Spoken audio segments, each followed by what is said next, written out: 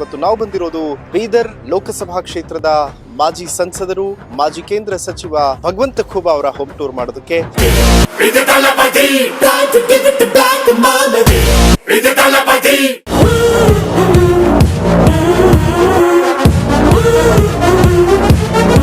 Sir, ನಾ ಬಂದಾಗ ಒಂದೇ ಒಂದು ಕಾರ್ ನಿಂತಿದೆ, ಎಸ್ಕಾರ್ಟ್ ಎಲ್ಲ ಇಲ್ಲ, ಆ ಅಬ್ಬರ ಇಲ್ಲ, ಆರ್ಭಟ ಇಲ್ಲ, ಬೇಜಾರಾಗಲ್ವಾ ಅಂತ. ಅಟಲ್ ಜಿ ಅವರು ಹೇಳಿದ್ದಾರೆ, ಸಬ್ ಮಾಜಿ ಹೋ ಜಾತೆ ಹೈ, ಪ್ರಧಾನಮಂತ್ರಿ, ಮುಖ್ಯಮಂತ್ರಿ, MP, MLA, प्रेसिडेंट, लेकिन एक भारतीय जनता पार्टी का कार्यकर्ता कभी माजी नहीं होता. ಒಬ್ಬ ಚಿಕ್ಕ ಹುಡುಗನ ಮುಂದೆ ಕೇಂದ್ರ ಸಚಿವರು ಸೋತು ಸುಣ್ಣ ಆಗ್ಬಿಟ್ರು ಅಂತಾರೆ. ಈಶ್ವರ್ ಖಂಡ್ರೆ ಅತಿ ಭ್ರಷ್ಟ. ಬೀದರ ಜಿಲ್ಲೆಯಲ್ಲಿ ಭ್ರಷ್ಟಾಚಾರ ತಾಂಡವಾಡ್ತಾ ಇದೆ.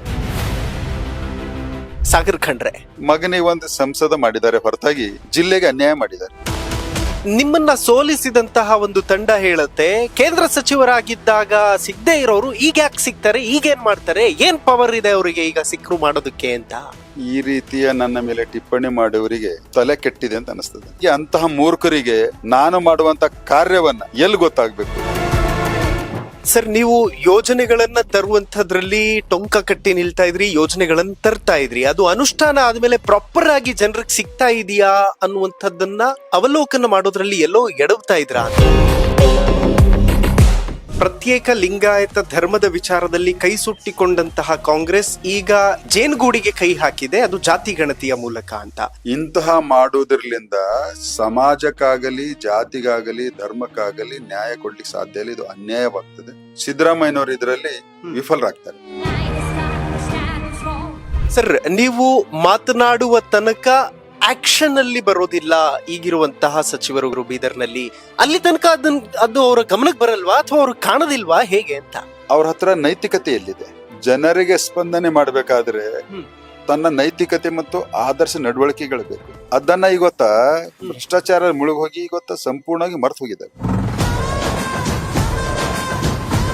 ಈ 2025 ಕೋಟಿ ಅಂತ ಸಿದ್ದರಾಮಯ್ಯ ಅವರು ಒತ್ತಿ ಹೇಳ್ತಿದ್ರಲ್ಲ ಸರ್. ಇದೇ ಮುಖ್ಯಮಂತ್ರಿ 2017ರಲ್ಲಿ ಬಂದು ಅನೇಕ ಯೋಜನೆಗಳಿಗೆ ಶಂಕುಸ್ಥಾಪನೆ ಇಟ್ಟಿದ್ರು, ಅವನ್ನೇ ಮತ್ತೆ ಪುನಃ ಇಟ್ಟಿದ್ದಾರೆ. ಒಟ್ಟಾರೆ ಜನರಿಗೆ ನಾವು 2025 ಕೋಟಿಯ ಯೋಜನೆಗಳನ್ನ ಕೊಡ್ತಾ ಇದ್ದೀವಿ ಅನ್ನೋಂಥದ್ದು ಬರೀ ಬಿಡುವಂತ ಕೆಲಸವನ್ನ ಮಾಡಿದ್ದಾರೆ ಅಷ್ಟೇ. ಸರ್, ಸಾಗರ್ ಖಂಡ್ರೆ ಒಬ್ಬ ಯೂತ್ ಇದ್ದಾರೆ, ಇನ್ನು 27 ವರ್ಷ ವಯಸ್ಸು, ರಾಜಕೀಯ ಭವಿಷ್ಯ ಉಜ್ವಲವಾಗಿದೆ. ಬೀದರ್ ಭವಿಷ್ಯ ಉಜ್ವಲವಾಗಿದೆಯಾ ಸಾಗರ್ ಖಂಡ್ರೆಯಿಂದ ಅಂತ ಅವ್ರಿಗೆ ಹೇಳಿಸಿ ಶಬ್ದನ ಅವ್ರ ಬಾಯಿಲಿಂದ ಹೇಳಿಸಿದಾರೆ ಅಂತ ನನಗೆ ಅನಿಸ್ತದೆ. ಮೋಸ್ಟ್ಲಿ ತಂದೆ ಮತ್ತು ಮಗನನ್ನ ಹೊಗಳಿಸ್ಕೊಳ್ಳಿಕ್ಕೆ ಆ ಕಾರ್ಯಕ್ರಮವನ್ನ ಮಾಡಿದ್ದಾರೆ. ಒಂದಷ್ಟು ಫೋಟೋಗಳಿದೆ ಸರ್, ಇದು ಇಡೀ ಫ್ಯಾಮಿಲಿ ಇರುವಂತಹ ಫೋಟೋ ಗಮನಿಸಬಹುದು ಸರ್. ಮಗ ಮತ್ತು ಇಬ್ರು ಹೆಣ್ಮಕ್ಳು. ಮಗ ದೊಡ್ಡವನಿದ್ದಾನೆ, ಕ್ರಿಕೆಟ್ ಅಲ್ಲಿ ಆಸಕ್ತಿ ಹೊಂದಿದ್ದಾನೆ, ಹೀಗಾಗಿ ಕ್ರಿಕೆಟ್ ಆಡ್ತಿದ್ದಾನೆ ಬೆಂಗಳೂರಲ್ಲಿ. ಸರ್, ಪತ್ನಿ ಅವ್ರು ಯಾವ ತರ ಸಪೋರ್ಟಿವ್ ಆಗಿ ನಿಲ್ತಾರೆ ರಾಜಕೀಯ ಜೀವನದಲ್ಲಿ? ನನ್ನ ಧರ್ಮ ಪತ್ನಿ ಯಾವುದೇ ಆಡಂಬರದ ಜೀವನಕ್ಕೆ ಅಳವಡಿಸ್ಕೊಂಡಿಲ್ಲ. ಎಲ್ಲಾ ಸಂದರ್ಭಗಳಲ್ಲಿಯೂ ಖಂಡಿತವಾಗಿಯೂ ನನ್ನ ಜೀವನದ ಯಶಸ್ವಿಯಲ್ಲಿ ಅವರ ಪಾತ್ರವೂ ಕೂಡ ಇದೆ. ಗೋಲ್ಡ್ ಲೋನ್ ಇಂಟ್ರೆಸ್ಟ್ ಎಷ್ಟು? 13,000 per month. ಅಭಯನಲ್ಲಿ ಇವತ್ತಿನ ಗೋಲ್ಡ್ ಪ್ರೈಸ್ ಚೆಕ್ ಮಾಡಿದ್ಯಾ? ಇಲ್ಲ.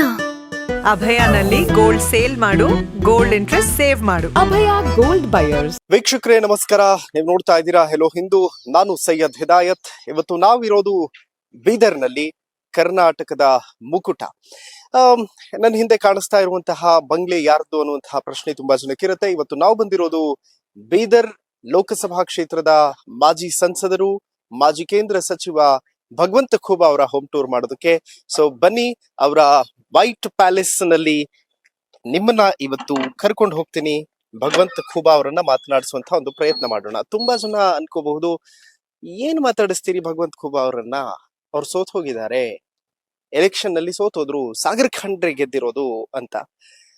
ಸೋತವರಿಗೆ ಮಾತಾಡೋದಕ್ಕೆ ತುಂಬಾ ಇರುತ್ತೆ. ಹಾಗಾಗಿ ಗೆದ್ದವರ ಹೊರತಾಗಿಯೂ ಸೋತವರಿಗೂ ವೇದಿಕೆ ಕೊಡಬೇಕು ಅನ್ನೋದು ನನ್ನ ಭಾವನೆ. ಅದಕ್ಕೆ ಇವತ್ತು ಅವರ ಅದ್ಭುತವಾದಂತಹ ಬಂಗ್ಲೆಗೆ ಬಂದಿದ್ದೀನಿ. ಸೊ ಒಂದು ಕಡೆ ನಿಮಗೆ ಕಾಣಿಸ್ತಾ ಇದೆ ಅವರ ಕಾರ್ ನಿಂತಿದೆ, ಮತ್ತೊಂದು ಕಡೆ ಪ್ರಶಾಂತವಾದಂತಹ ಪಾರ್ಕ್ ಇದೆ. ಸೊ ಒಂದು ಅದ್ಭುತವಾದಂತಹ ವ್ಯಕ್ತಿತ್ವ ಇವತ್ತು ನಮಗೆ ಮಾತಾಡೋದಕ್ಕೆ ಸಿಗ್ತದೆ. ಬನ್ನಿ ಮಾತಾಡಿಸ್ತಾ ಹೋಗೋಣ. ಇವತ್ತು ನಮ್ಮ ಅತಿಥಿ ಮಾಜಿ ಕೇಂದ್ರ ಸಚಿವರು ಭಗವಂತ್ ಖೂಬಾ ಅವರು. ಎಸ್ಕಾರ್ಟ್, ಆ ಸದ್ದು ಗದ್ದಲ ಎಲ್ಲದರ ನಡುವೆ ಪ್ರಶಾಂತವಾದ ಮನೆ. ಸೊ ನಮ್ಮ ಅತಿಥಿ ಇವತ್ತಿನ ಕಾರ್ಯಕ್ರಮವನ್ನ ಶುರು ಮಾಡ್ತಾ ಇದ್ದೀನಿ. ಸೊ ಭಗವಂತ್ ಖೂಬಾ ಸರ್ ನಮಸ್ಕಾರ, ಹೇಗಿದ್ದೀರಿ ಸರ್? First class. ಓಕೆ ವೀಕ್ಷಕರೇ, ಭಗವಂತ್ ಖೂಬಾ ಅವ್ರ ಮನೆ ನಾನ್ ಪ್ರತಿ ಬಾರಿ ಬಂದಾಗ ಸಿಕ್ಕಾಪಟ್ಟೆ ಸೆಕ್ಯೂರಿಟಿ ಅದು ಇದು ಆತರ ಇರ್ತಾ ಇರ್ಲಿಲ್ಲ. ಆಕ್ಚುಲಿ ಕೇಂದ್ರ ಸಚಿವರಾಗಿದ್ದಾಗ್ಲೂ ಕೂಡ. ಸರ್ ಸ್ವಲ್ಪ ಆಚೆ ಬಿಡಿ ಸರ್. ಸರ್ ನಾ ಬಂದಾಗ ಒಂದೇ ಒಂದ್ ಕಾರ್ ನಿಂತಿದೆ, ಎಸ್ಕಾರ್ಟ್ ಎಲ್ಲ ಇಲ್ಲ, ಆ ಅಬ್ಬರ ಇಲ್ಲ, ಆರ್ಭಟ ಇಲ್ಲ. ಬೇಜಾರಾಗಲ್ವಾ ಅಂತ? ಖಂಡಿತವಾಗಿಯೂ ಬೇಜಾರಾಗುವಂತ ಪ್ರಶ್ನೆನೇ ಅಲ್ಲ. ಅಗತ್ತು ಕೂಡ ನನ್ಗೆ ಇಷ್ಟ ಇದ್ದದ್ ನಾನು ತಗೊಂಡಿರ್ಲಿಲ್ಲ. ಅಗತ್ತು ಕೂಡ ಸರ್ಕಾರದ ಒಂದು ವ್ಯವಸ್ಥೆ, ಸರ್ಕಾರದಲ್ಲಿ ಒಂದು ಮಂತ್ರಿ ಸ್ಥಾನದ ಜವಾಬ್ದಾರಿ ಇತ್ತು. ಹೀಗಾಗಿ ಅನಿವಾರ್ಯವಾಗಿ ಅದು ಸರ್ಕಾರನ ಒದಗಿಸಿದ್ದಕ್ಕಾಗಿ ನನ್ನ ಜೊತೆಲಿ ಇರ್ತಿತ್ತು. ಹೀಗಾಗಿ ನನ್ನ ಮನಸ್ಥಿತಿ ಎಂದೂ ಸರಳವಾಗಿ ಸಜ್ಜನಿಕೆಯಿಂದ ವರ್ತನೆ ಮಾಡುವಂತದ್ದನ್ನೇ ನಾನು ಇಷ್ಟಪಟ್ಟಿದ್ದೀನಿ. ಅದನ್ನೇ ಕೊನೆ ತನಕ ಇರುವುದು ಅನ್ನುವಂಥದ್ದನ್ನ ನನಗೆ ಗೊತ್ತಿದೆ. ಹೀಗಾಗಿ ಅದರಲ್ಲಿ ಯಾವುದೇ ರೀತಿಯ ಬೇಜಾರು ಅನ್ನುವಂತ ಪ್ರಶ್ನೆನೇ ಇಲ್ಲ. ಓಕೆ ಸರ್, ಯೂಶಲಿ ಏನಾಗುತ್ತೆ ಅಂತಂದ್ರೆ ಒಂದು ಒಂದು ಒಂದು ಸ್ಕೂಲಿಗೆ HM ಆಗಿದ್ದಾಗ ಅವ್ರನ್ನ ಸ್ಥಾನದಿಂದ ಕೆಳಗಿಳಿಸಿದಾಗ್ಲೇ ಒಂಥರ ಮನ್ಸಲ್ಲಿ ನೋವಿರುತ್ತೆ, ಸಂಕಟ ಇರುತ್ತೆ. ಅಧಿಕಾರ ಅನ್ನುವಂತಹದ್ದು ಕೈ ತಪ್ಪಿ ಹೋದಾಗ ಅದರ ಸಂಕಟ ಹೇಳ್ಕೊಳ್ಳೋದಕ್ಕಾಗಲ್ಲ. ಆಕ್ಚುಲಿ ಮನ್ಸಲ್ಲಿ ಇದ್ದೇ ಇರುತ್ತೆ. ನಿಮ್ಗೆ ಆ ತರದ ಸಂಕಟ ಇದೆಯಾ ಅಂತ? ಖಂಡಿತವಾಗಿಯೂ 10 ವರ್ಷಗಳ ಕಾಲ ಸಂಸದನಾಗಿ, ಅದರಲ್ಲಿ 3 ವರ್ಷಗಳ ಕಾಲ ಕೇಂದ್ರದ ಸಚಿವನಾಗಿ ನನ್ಗೆ ಎಂದೂ ಅಧಿಕಾರ ದೊರೆತಿದೆ ಅನ್ನುವಂತ ಭಾವನೆಯಿಂದ ನನ್ನ ವರ್ತನೆನೇ ಇರ್ಲಿಲ್ಲ. ಹೀಗಾಗಿ ಅದು ಒಂದು ಜವಾಬ್ದಾರಿ ಅನ್ನುವಂಥದ್ದನ್ನೇ ನಮ್ಮ ಹಿರಿಯರು ನಮ್ಮ ಪಕ್ಷದಲ್ಲಿ ನಮ್ಗೆ ಕಲಿಸ್ಕೊಟ್ಟಿದ್ದಾರೆ. ಹೀಗಾಗಿ ಅದನ್ನೇ ನಾವು ಜವಾಬ್ದಾರಿ ಅನ್ನುವಂತ ರೀತಿಯಲ್ಲೇನೆ 10 ವರ್ಷಗಳ ಕಾಲ ನಾನು ಪ್ರಾಮಾಣಿಕವಾಗಿ ನನ್ನ ಜವಾಬ್ದಾರಿಗೆ ನ್ಯಾಯವನ್ನ ಕೊಟ್ಟಿದ್ದೀನಿ. ಅಷ್ಟೇ ಅಲ್ಲ, ಇವತ್ತು ಕೂಡ ನಾನು ಸಂಸದನಾಗಿರ್ಲಾರದ್ರು ಕೂಡ ಇವತ್ತು ಜಿಲ್ಲೆಯ ಜನತೆಯ ಸಮಸ್ಯೆಗಳಿಗೆ, ನಮ್ಮ ಕಾರ್ಯಕರ್ತರಿಗೆ ಸ್ಪಂದನೆ ಮಾಡುವಂತ ಜವಾಬ್ದಾರಿ ಇನ್ನು ನನ್ನ ಮೇಲಿದೆ. ನೈತಿಕ ಹೊಣೆಯನ್ನ ಹೊತ್ತಿದ್ದೀನಿ. ಹೀಗಾಗಿ ಇನ್ನು ಜಿಲ್ಲಾ ಅಭಿವೃದ್ಧಿ ವಿಷಯಗಳಲ್ಲಿ ಕೇಂದ್ರ ಸರ್ಕಾರ ನಮ್ಮ ನರೇಂದ್ರ ಮೋದಿ ಅವರ ನೇತೃತ್ವದಲ್ಲಿ ಇರುವುದರಿಂದ ಇನ್ನೂ ಕೂಡ ಜಿಲ್ಲೆಯ ಜನತೆಗೆ ಕೊಡಿಸುವಂತ ಯೋಜನೆಗಳನ್ನ ನಿರಂತರವಾಗಿ ಪ್ರಯತ್ನವನ್ನ ಮಾಡ್ತೀನಿ. ಹೀಗಾಗಿ ನನಗೆ ಇವತ್ತು ಸಂಸದನಾಗಿಲ್ಲ, ನಿನ್ನೆ ಮಂತ್ರಿಯಾಗಿದ್ದೀನಿ ಅನ್ನುವಂಥದ್ರಲ್ಲಿ ವ್ಯತ್ಯಾಸ ನನ್ನ ಜೀವನದಲ್ಲಿ ನಾನು ಕಾಣ್ತಾ ಇದ್ದೀನಿ. ಓಕೆ, ನನಗೆ ಅಟಲ್ ಬಿಹಾರಿ ವಾಜಪೇಯಿ ಅವರ ಮಾತುಗಳು ಈ ಕ್ಷಣಕ್ಕೆ ಪ್ರಸ್ತುತ ಅಂತ ಅನ್ನಿಸ್ತಾ ಇದೆ. ತಮಗೇನ್ ಅನ್ಸುತ್ತೆ ಸರ್? ಖಂಡಿತವಾಗಿಯೂ ಅಟಲ್ ಬಿಹಾರಿ ವಾಜಪೇಯಿಯವರು ಭಾರತೀಯ ಜನತಾ ಪಕ್ಷ ಕಟ್ಟಿ ಬೆಳೆಸುವುದರಲ್ಲಿ ಎಷ್ಟು ಕಷ್ಟಪಟ್ಟಿದ್ದಾರೆ ಅನ್ನುವಂಥದ್ದ ಅನುಭವದಿಂದ, ಛೋಟೆ ಮನ್ ಸೆ ಕೊಯ್ ಬಡಾ ನಹಿ ಹೋತಾ, ಟೂಟೆ ದಿಲ್ ಸೆ ಕೊಯ್ ಖಡಾ ನಹಿ ಹೋತಾ, ಇದು ಬಹಳಷ್ಟು ಸತ್ಯಕ್ಕೆ 100ರಷ್ಟು ಸತ್ಯ ಇದೆ. ಹೀಗಾಗಿ ಅಂತಹ ಮಹಾನ ವ್ಯಕ್ತಿಗಳ ಒಂದು ಸಂದೇಶಗಳಿಂದ ನಮ್ಮ ಜೀವನದಲ್ಲಿ ಜನರ ಮಧ್ಯದಲ್ಲಿ ಇದ್ಕೊಂಡು ಕೆಲಸ ಮಾಡ್ಲಿಕ್ಕೆ ಕೂಡ ಅನುಕೂಲವಾಗ್ತದೆ. ಮತ್ತು ನೀವು ಕೂಡ ಸಿಕ್ಕ ಜವಾಬ್ದಾರಿಗಳಿಗೆ ನ್ಯಾಯ ಕೊಡ್ಲಿಕ್ಕೆ ಸಾಧ್ಯವಾಗ್ತದೆ. ಯಾವುದೇ ರೀತಿಯ ಅಧಿಕಾರ ಇದ್ರೂ ಕೂಡ ನಿಮ್ಗೆ ಅಹಂಕಾರ ಏರುವುದಿಲ್ಲ. ಮತ್ತು ಅಧಿಕಾರ ಹೋದ್ಮೇಲೂ ಕೂಡ ನೀವು ಅಧಿಕಾರದಿಂದ ವಂಚಿತರಾಗಿರಿ ಅನ್ನುವಂಥದ್ದನ್ನ ಕೀಳು ಮನೋಭಾವನೆ ಮತ್ತು ಬರುವುದಿಲ್ಲ ಅನ್ನುವಂಥದ್ದನ್ನ ನನ್ನ ಭಾವನೆ. ಓಕೆ ಬನ್ನಿ ವೀಕ್ಷಕರೇ, ಭಗವಂತ್ ಖೂಬಾ ಸರ್ ಅವರ ಹೋಮ್ ಟೂರ್ ಅನ್ನ ನಾವು ಮಾಡೋದಕ್ಕೆ ಬಂದಿದೀವಿ. ಎಂಟರ್ ಆದ ತಕ್ಷಣ ನಮಗೆ ಬಸವಣ್ಣನ ದರ್ಶನವಾಗುತ್ತೆ. ಬಸವ ತತ್ವಗಳು ಬದುಕಲ್ಲಿ ತುಂಬಾ ದೊಡ್ಡ ಪ್ರಭಾವವನ್ನ ಬೀರುತ್ತೆ. ಎಷ್ಟು ಅದ್ಭುತವಾಗಿ ಕಾಣಿಸ್ತದೆ ಸರ್. ಇದು ಎಷ್ಟು ವರ್ಷ ಆಯ್ತು ಮನೆ ಕಟ್ಸಿ ಅಂತ? ಇದು ಮನೆ ಕಟ್ಸಿ 11 ವರ್ಷ ಮುಗಿದು 12ನೇ ವರ್ಷಕ್ಕೆ ಇದೆ ಈಗ. ನಾನು ಸಾರ್ವಜನಿಕ ಜೀವನದಲ್ಲಿ ಅಂದ್ರೆ ಸಂಸದನಾಗುವುದಕ್ಕಿಂತ ಮುಂಚೆನೆ ನನ್ನ ಸ್ವಂತ ಹಣದ ದುಡಿದ ಹಣದಿಂದ ಈ ಮನೆಯನ್ನ ನನಗೆ ಸ್ವಲ್ಪ ನನ್ನದೇ ಆದಂತ ಬದುಕು, ನನ್ನದೇ ಆದಂತ ಒಂದು ಮನೆಯಲ್ಲಿ ಕನಸಿನ ಮನೆ ಪ್ರತಿಯೊಬ್ಬರಿಗಿರ್ತದೆ, ನನಗೂ ಇತ್ತು. ಹೀಗಾಗಿ ನನ್ನ ಕುಟುಂಬಕ್ಕೆ ಬೇಕಾಗುವಷ್ಟನ್ನೇ, ಜಾಸ್ತಿನೂ ಬೇಡ ಕಡಿಮೆನೂ ಬೇಡ ಅನ್ನುವಂತ ರೀತಿಯಲ್ಲಿ ಇದು 2013ರಲ್ಲಿ ನಿರ್ಮಾಣವನ್ನ ಮಾಡಿದ್ದೀನಿ. ಓಕೆ ಸರ್, ಏನ್ ಬಿಸ್ನೆಸ್ ಮಾಡ್ತಾ ಇದ್ರಿ ಅಂತ ಸ್ಟಾರ್ಟಿಂಗ್ ಸ್ಟೇಜ್ ಅಲ್ಲಿ? ನೋಡಿ, ನಾನು ನನ್ನ ಹತ್ರ ಸಾಕಷ್ಟು ಕನ್ಸ್ಟ್ರಕ್ಷನ್ ಬಿಸ್ನೆಸ್ ಇತ್ತು, ಆಮೇಲೆ ಮಷಿನರಿ ಹೈಯರಿಂಗ್ ಇತ್ತು, ಓಕೆ. ಟ್ರೇಡಿಂಗ್ ಮಾಡ್ತಿದ್ದೀನಿ. ಹೀಗೆ ಯಾವಾಗ ಎಲ್ಲೆಲ್ಲಿ ನನ್ಗ ದುಡ್ಡು ಗಳಿಸ್ಲಿಕ್ಕೆ ಹ್ಮ್. ವ್ಯಾಪಾರ ಮಾಡಿದಾಗ ಹಾ. ಅಥವಾ ಬಿಸ್ನೆಸ್ ಮಾಡಿದಾಗ ಓಕೆ. ಅನುಕೂಲ ಆಗ್ತಿತ್ತು, ಆ ವ್ಯವಹಾರಗಳನ್ನೆಲ್ಲ ನಾನು ಮಾಡ್ಕೊಳ್ತಾ ಬಂದಿದ್ದೀನಿ. ಓಕೆ ಸರ್, ಇದು ತೊಟ್ಟಿ ಮನೆ ಕಾನ್ಸೆಪ್ಟ್ ಅಲ್ಲೇ ಮಾಡಿರುವಂತದ್ದ ಅಥವಾ ಹೇಗೆ ಅಂತ? ಹೌದು, ಇದು ತೊಟ್ಟಿ ಮನೆ ಅಂದ್ರೆ ಹಳೆ ಮನೆ ತರನೇ, ಹ್ಮ್. ಮೇಲಿಂದ ಸ್ವಲ್ಪ ಓಪನ್ ಟು ಸ್ಕೈ ಅನ್ನುವಂತ ರೀತಿಯಲ್ಲಿ ಓಕೆ. ಸ್ವಲ್ಪ ಹೌದೋದನಿದ್ರೆ ಹ್ಮ್. ಮೊದಲೆಲ್ಲ ನೀರು ಅದನ್ನೆಲ್ಲ ಹಾಕಿಟ್ಟಿದ್ದೀವಿ. ಹ್ಮ್. ಇವಾಗ ಸ್ವಲ್ಪ ಬೇಸಿಗೆ ಸಲುವಾಗಿ ಓಕೆ. ಆ ನೀರಿನ ವ್ಯವಸ್ಥೆನೇ ಇಲ್ಲ. ಓಕೆ ಸರ್, ಬಸವಣ್ಣ ಅವರ ಫೋಟೋ ಇದೆ. ಬಸವಣ್ಣ ಅವ್ರ ಬಗ್ಗೆ ಮಾತಾಡ್ಲೇಬೇಕು. ಇತ್ತೀಚೆಗೆ ನಡೀತಾ ಇರುವಂತಹ ಬೆಳವಣಿಗೆಗಳನ್ನ ನೋಡಿದ್ರೆ ಎಲ್ಲೋ ಒಂದು ಕಡೆ ವಿಷಾದ ವ್ಯಕ್ತಪಡಿಸ್ಬೇಕು ಅಥವಾ ಸರ್ಕಾರವನ್ನ ಬೈಬೇಕು, ಒಂದು ಗೊಂದಲ ಸೃಷ್ಟಿ ಆಗ್ತಿದೆ. ತಾವೇನ್ ಹೇಳ್ತೀರಿ? ನೋಡಿ, ಬಹಳಷ್ಟು ರಾಜಕಾರಣಿಗಳು, ಬಹಳಷ್ಟು ಜನ ಬಸವಣ್ಣನವರಿಗೆ ಕೇವಲ ಪೂಜೆಗೆ ಮಾತ್ರ ಸೀಮಿತವಾಗಿ ಇಟ್ಟಿದ್ದಾರೆ ಅನ್ನುವಂಥದ್ದನ್ನ ಅವರ ಹೇಳಿಕೆಗಳಿಂದ ಸ್ಪಷ್ಟವಾಗ್ತದೆ. ಓಕೆ. ಆದ್ರೆ ಬಸವಣ್ಣನವರ ಸಂದೇಶಗಳು, ವಚನಗಳ ಮೂಲಕ ಸಮಾನ ಸಮಾಜ, ಜಾತಿ ರಹಿತ ಸಮಾಜ, ಕರೆಕ್ಟ್. ಭೇದ ಭಾವ ರಹಿತ ಸಮಾಜ, ಲಿಂಗ ಭೇದ ರಹಿತ ಸಮಾಜ, ಎಲ್ಲಕ್ಕ ದೊಡ್ಡದಂದ್ರೆ ಮನುಷ್ಯನಿಗೆ ಅವರ ಮಂತ್ರ ಕಾಯಕವೇ ಕೈಲಾಸ ಅನ್ನುವಂಥದ್ದನ್ನ, ಕರೆಕ್ಟ್. ನಿಮಗೆ ಕೈಲಾಸ ಅನ್ನುವಂಥದ್ದನ್ನ ನಿಮ್ಮ ಕಾಯಕದಲ್ಲಿನೇ ನೀವು ಕಂಡುಕೊಳ್ಬೇಕು ಅನ್ನುವಂಥದ್ದನ್ನ ಸಂದೇಶವನ್ನ ಕೊಟ್ಟಿದ್ದಂತ ಬಸವಣ್ಣನವರು. ಅವರು 12ನೇ ಶತಮಾನದಲ್ಲಿಯೂ ಪ್ರಸ್ತುತವಾಗಿದ್ದರು, ಇವತ್ತು 21ನೇ ಶತಮಾನದಲ್ಲಿಯೂ ಪ್ರಸ್ತುತವಾಗಿದ್ದಾರೆ. ಎಲ್ಲಿಯವರೆಗೆ ಸೂರ್ಯ ಚಂದ್ರ ಇರ್ತಾನೋ ಅಲ್ಲಿಯವರೆಗೆ ಬಸವಣ್ಣನವರ ವಚನ ಸಾಹಿತ್ಯದ ಸಂದೇಶಗಳನ್ನ ಪ್ರಸ್ತುತವಾಗಿರ್ತವೆ.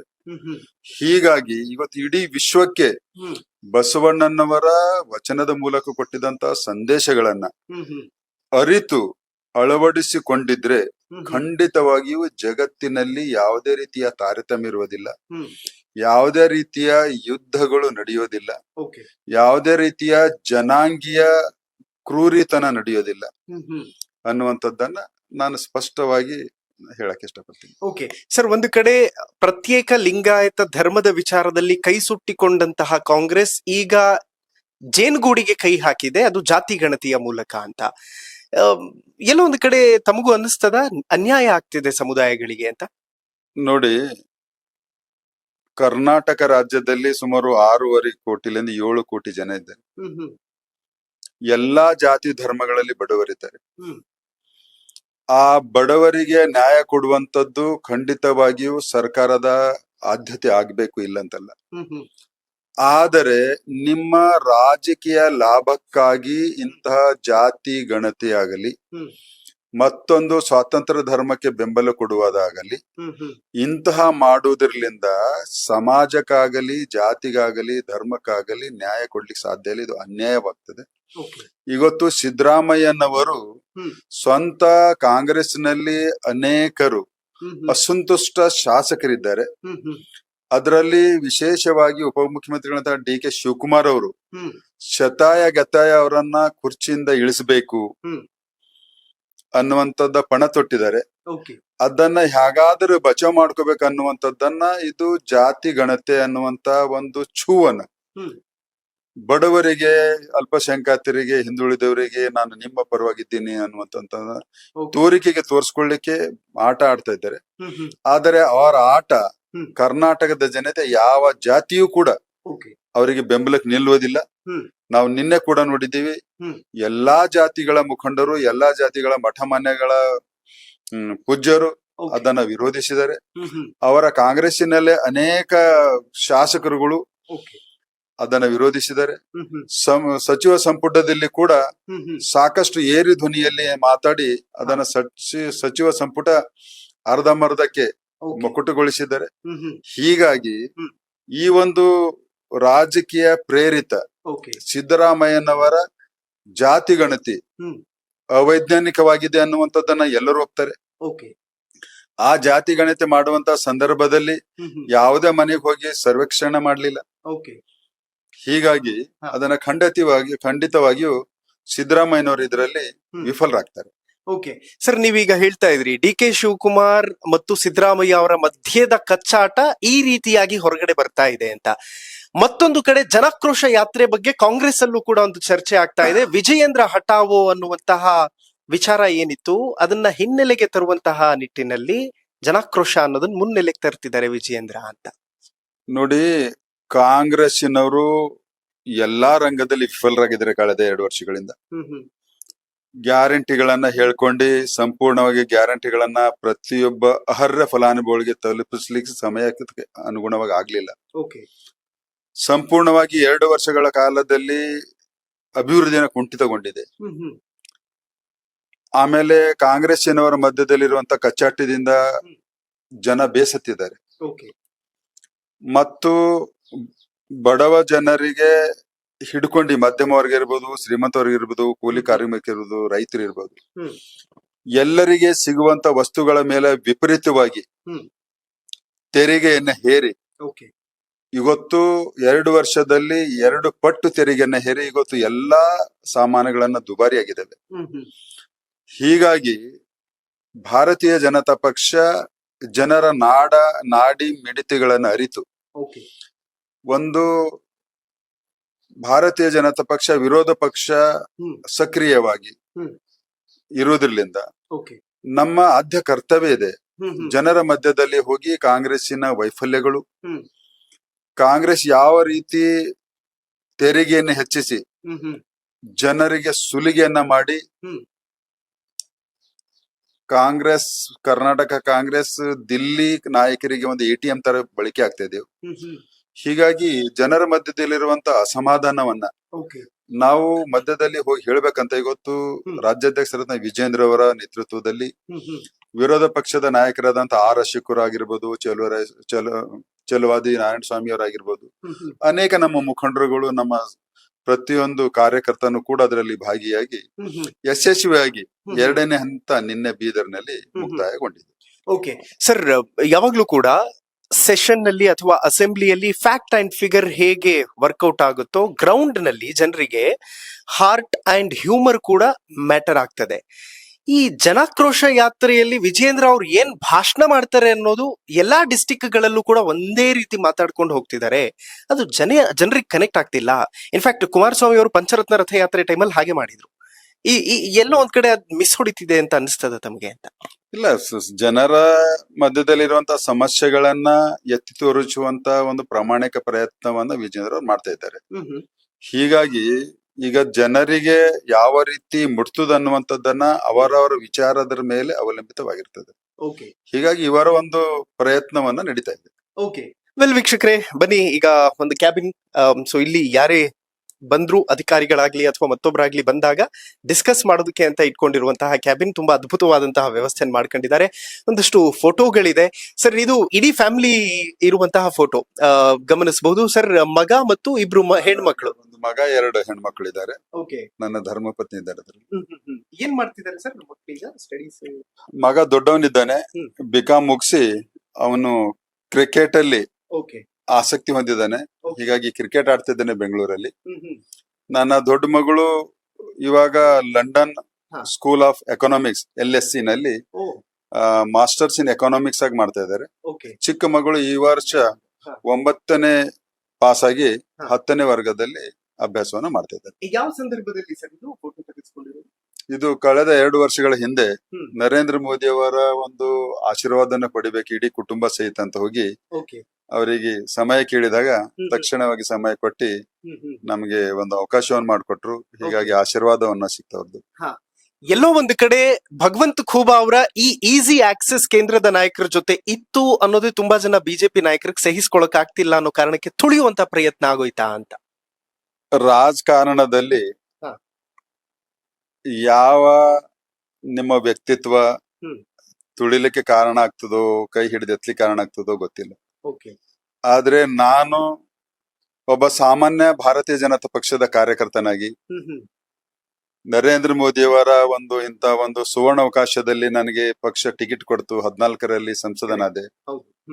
ನಾನು ರಾಜಕೀಯಕ್ಕೆ ಬಂದಿರುವುದೇ ಜನಸಾಮಾನ್ಯರ ಕಷ್ಟಗಳನ್ನ ಸ್ಪಂದಿಸಬೇಕು, ಬಡವರ, ರೈತರ, ಕೂಲಿ ಕಾರ್ಮಿಕರ, ಮಹಿಳೆಯರ, ಹಿಂದುಳಿದ ವರ್ಗದವರ, ದೀನದಲಿತರ ಧ್ವನಿ ಆಗ್ಬೇಕು ಮತ್ತು ಸರ್ಕಾರದಲ್ಲಿ ಒಂದು ಸ್ಥಾನವನ್ನ ತಗೊಂಡಾಗ ಹ್ಮ್. ಜವಾಬ್ದಾರಿಯಿಂದ ನಿರ್ವಹಣೆಯನ್ನ ಮಾಡಿ ಬೀದರ್ ಜಿಲ್ಲೆಯ ಅಭಿವೃದ್ಧಿಯನ್ನ ಹ್ಮ್. ಮಾಡಬೇಕು. ಓಕೆ. ಯಾವಾಗಲೂ ನನ್ನ ಚಿಕ್ಕ ವಯಸ್ಸಿನಿಂದನೂ ಕೂಡ ಬೀದರ್ ಜಿಲ್ಲೆ ಅಂದ್ರೆ ಹಿಂದುಳಿದಂತ ಜಿಲ್ಲೆ ಅನ್ನುವಂತ ಹಣೆಪಟ್ಟಿಯನ್ನ Correct. ಇಲ್ಲಿ ಬರ್ಲಿಕ್ಕೆ ಕಾರಣ ಅಂದಿನ ರಾಜಕಾರಣಿಗಳೇ ಕಾರಣ. ಓಕೆ. ಅವರ ಅಭಿವೃದ್ಧಿಯ ದೃಷ್ಟಿಹೀನತೆ, ಹ್ಮ್. ಕೇವಲ ರಾಜಕಾರಣ ಮತ್ತು ವಿಶೇಷವಾಗಿ ಚುನಾವಣೆ ರಾಜಕಾರಣವನ್ನ ಮಾಡಿಕೊಂಡಿಯೇ ಹ್ಮ್. ರಾಜಕೀಯ ಜೀವನವನ್ನು ನಡೆಸಿದಂತ ರಾಜಕೀಯ ಕುಟುಂಬಗಳ ವಿರುದ್ಧವಾಗಿ ಓಕೆ. ನಾನು ಅಂತಹ ಒಂದು ಕಳಕಳಿಯಿಂದ, ಹ್ಮ್. ಕಿಚ್ಚಿನಿಂದ ಓಕೆ. ಭಾರತೀಯ ಜನತಾ ಪಕ್ಷದ ತತ್ವ ಸಿದ್ಧಾಂತಗಳಿಂದ ಕೆಲಸ ಮಾಡಿ ಹ್ಮ್. ಅವಕಾಶ ಕೊಟ್ಟಾಗ ಓಕೆ. ಜನ ನನ್ನನ್ನ 2 ಅವಧಿ ಅಂದ್ರೆ 10 ವರ್ಷಗಳ ಕಾಲ ಹ್ಮ್. ನನಗೆ ಸಂಸದನಾಗಿ ಆಶೀರ್ವಾದವನ್ನ ಮಾಡಿದ್ರು. Correct.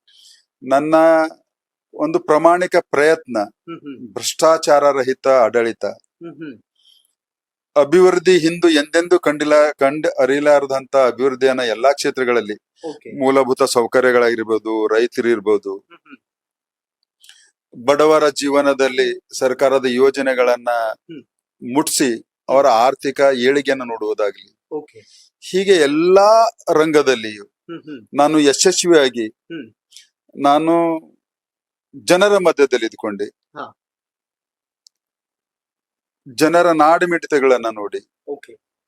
ಜನರಿಗೆ ಫೋನ್ ಮುಖಾಂತರ ಆಗ್ಲಿ, ಸ್ವತಃ ಬಂದ್ ಭೇಟಿ ಮಾಡೋದಾಗ್ಲಿ, ಅಥವಾ ನಾನೇ ಜನರ ಮಧ್ಯದಲ್ಲಿ ಕಾರ್ಯಕ್ರಮಗಳಿಗೆ ಹೋಗಿದಾಗ್ಲಿ, ಹ್ಮ್. ಇವಾಗೆಲ್ಲವೂ ನೋಡ್ಕೊಂಡಾಗ ಓಕೆ. ನನಗೆ ಜನರಿಗೆ ಬೇಕಾಗಿದಂತ ಕೇಂದ್ರ ಅಂದ್ರೆ ಸರ್ಕಾರದ ಯೋಜನೆಗಳನ್ನ ಮುಟ್ಟಿಸ್ಲಿಕ್ಕೆ ಹ್ಮ್. ಬಹಳಷ್ಟು ಸರಳ ಆಯ್ತು. ಓಕೆ. ಅದರಿಂದ ಹ್ಮ್. ನರೇಂದ್ರ ಮೋದಿಯವರು ನನ್ನ ಯೋಜನೆಗಳ ಯಶಸ್ವಿಯನ್ನ ಹ್ಮ್. ನೋಡಿ, ಓಕೆ.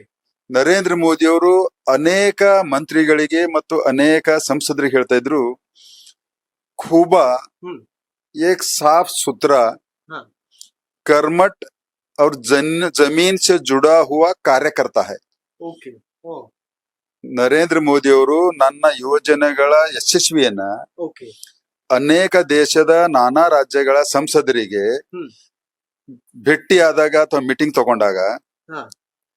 ಖೂಬಾ ಏಕ್ ಸಾಫ್ ಸುಥರಾ ಹ್ಮ್. कर्मठ और जमीन से जुड़ा हुआ कार्यकर्ता है ಓಕೆ. ಅನ್ನುವಂತ ಭಾವನೆಯನ್ನು ವ್ಯಕ್ತಪಡಿಸ್ತಾ ಇದ್ರು. ಹ್ಮ್. ಸೊ ಹೀಗಾಗಿ ಸಹಜವಾಗಿ ನನಗೆ ಯಾವಾಗ ಅವ್ರದ ಮಾರ್ಗದರ್ಶನ ಮತ್ತು ಆಶೀರ್ವಾದವನ್ನ ಬೇಕನ್ನಿಸ್ತಿತ್ತು, ಹ್ಮ್.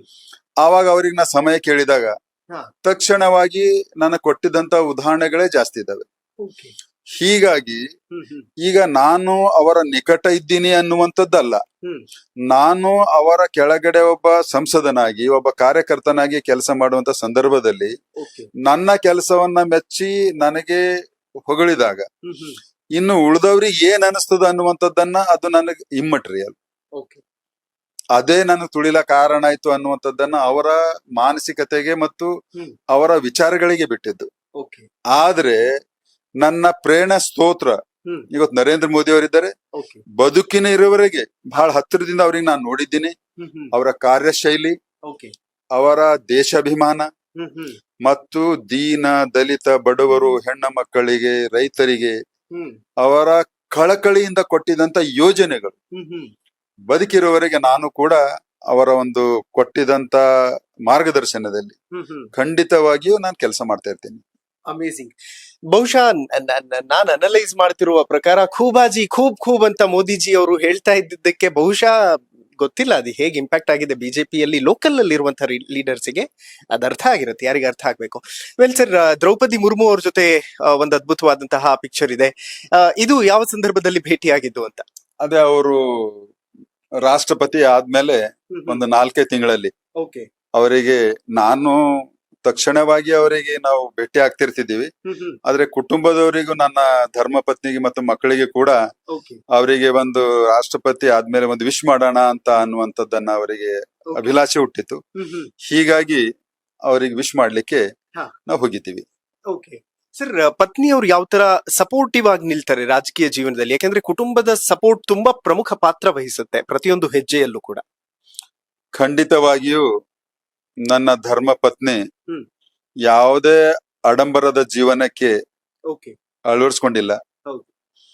ಕುಟುಂಬಕ್ಕೆ ಸೀಮಿತವಾಗಿದ್ದಾರೆ ಮತ್ತು ನನ್ನ ಜವಾಬ್ದಾರಿಗಳನ್ನ ತನ್ನ ಜವಾಬ್ದಾರಿ ಅನ್ನುವಂತ ತಿಳ್ಕೊಂಡು ಸದಾ ನನ್ನ ಜೊತೆಯಲ್ಲಿ ಏಳು ಬೀಳು ಆಗಿರ್ಬೋದು, ಕಷ್ಟ ಕಾರ್ಪಣ್ಯಗಳ ಬಂದಾಗೆ ಇರಬಹುದು, ಹಣದ ಕೊರತೆ ಬಂದಾಗಿರ್ಬೋದು, ಎಲ್ಲಾ ಸಂದರ್ಭಗಳಲ್ಲಿಯೂ ನನಗೆ ಸಮಾನವಾಗಿ ನನ್ನ ಜೊತೆಯಲ್ಲಿ ಹಂಚಿಕೊಂಡು ನನ್ನ ಜೊತೆಯಲ್ಲಿ ನಿಂತ್ಕೊಂಡಿದ್ದಾರೆ.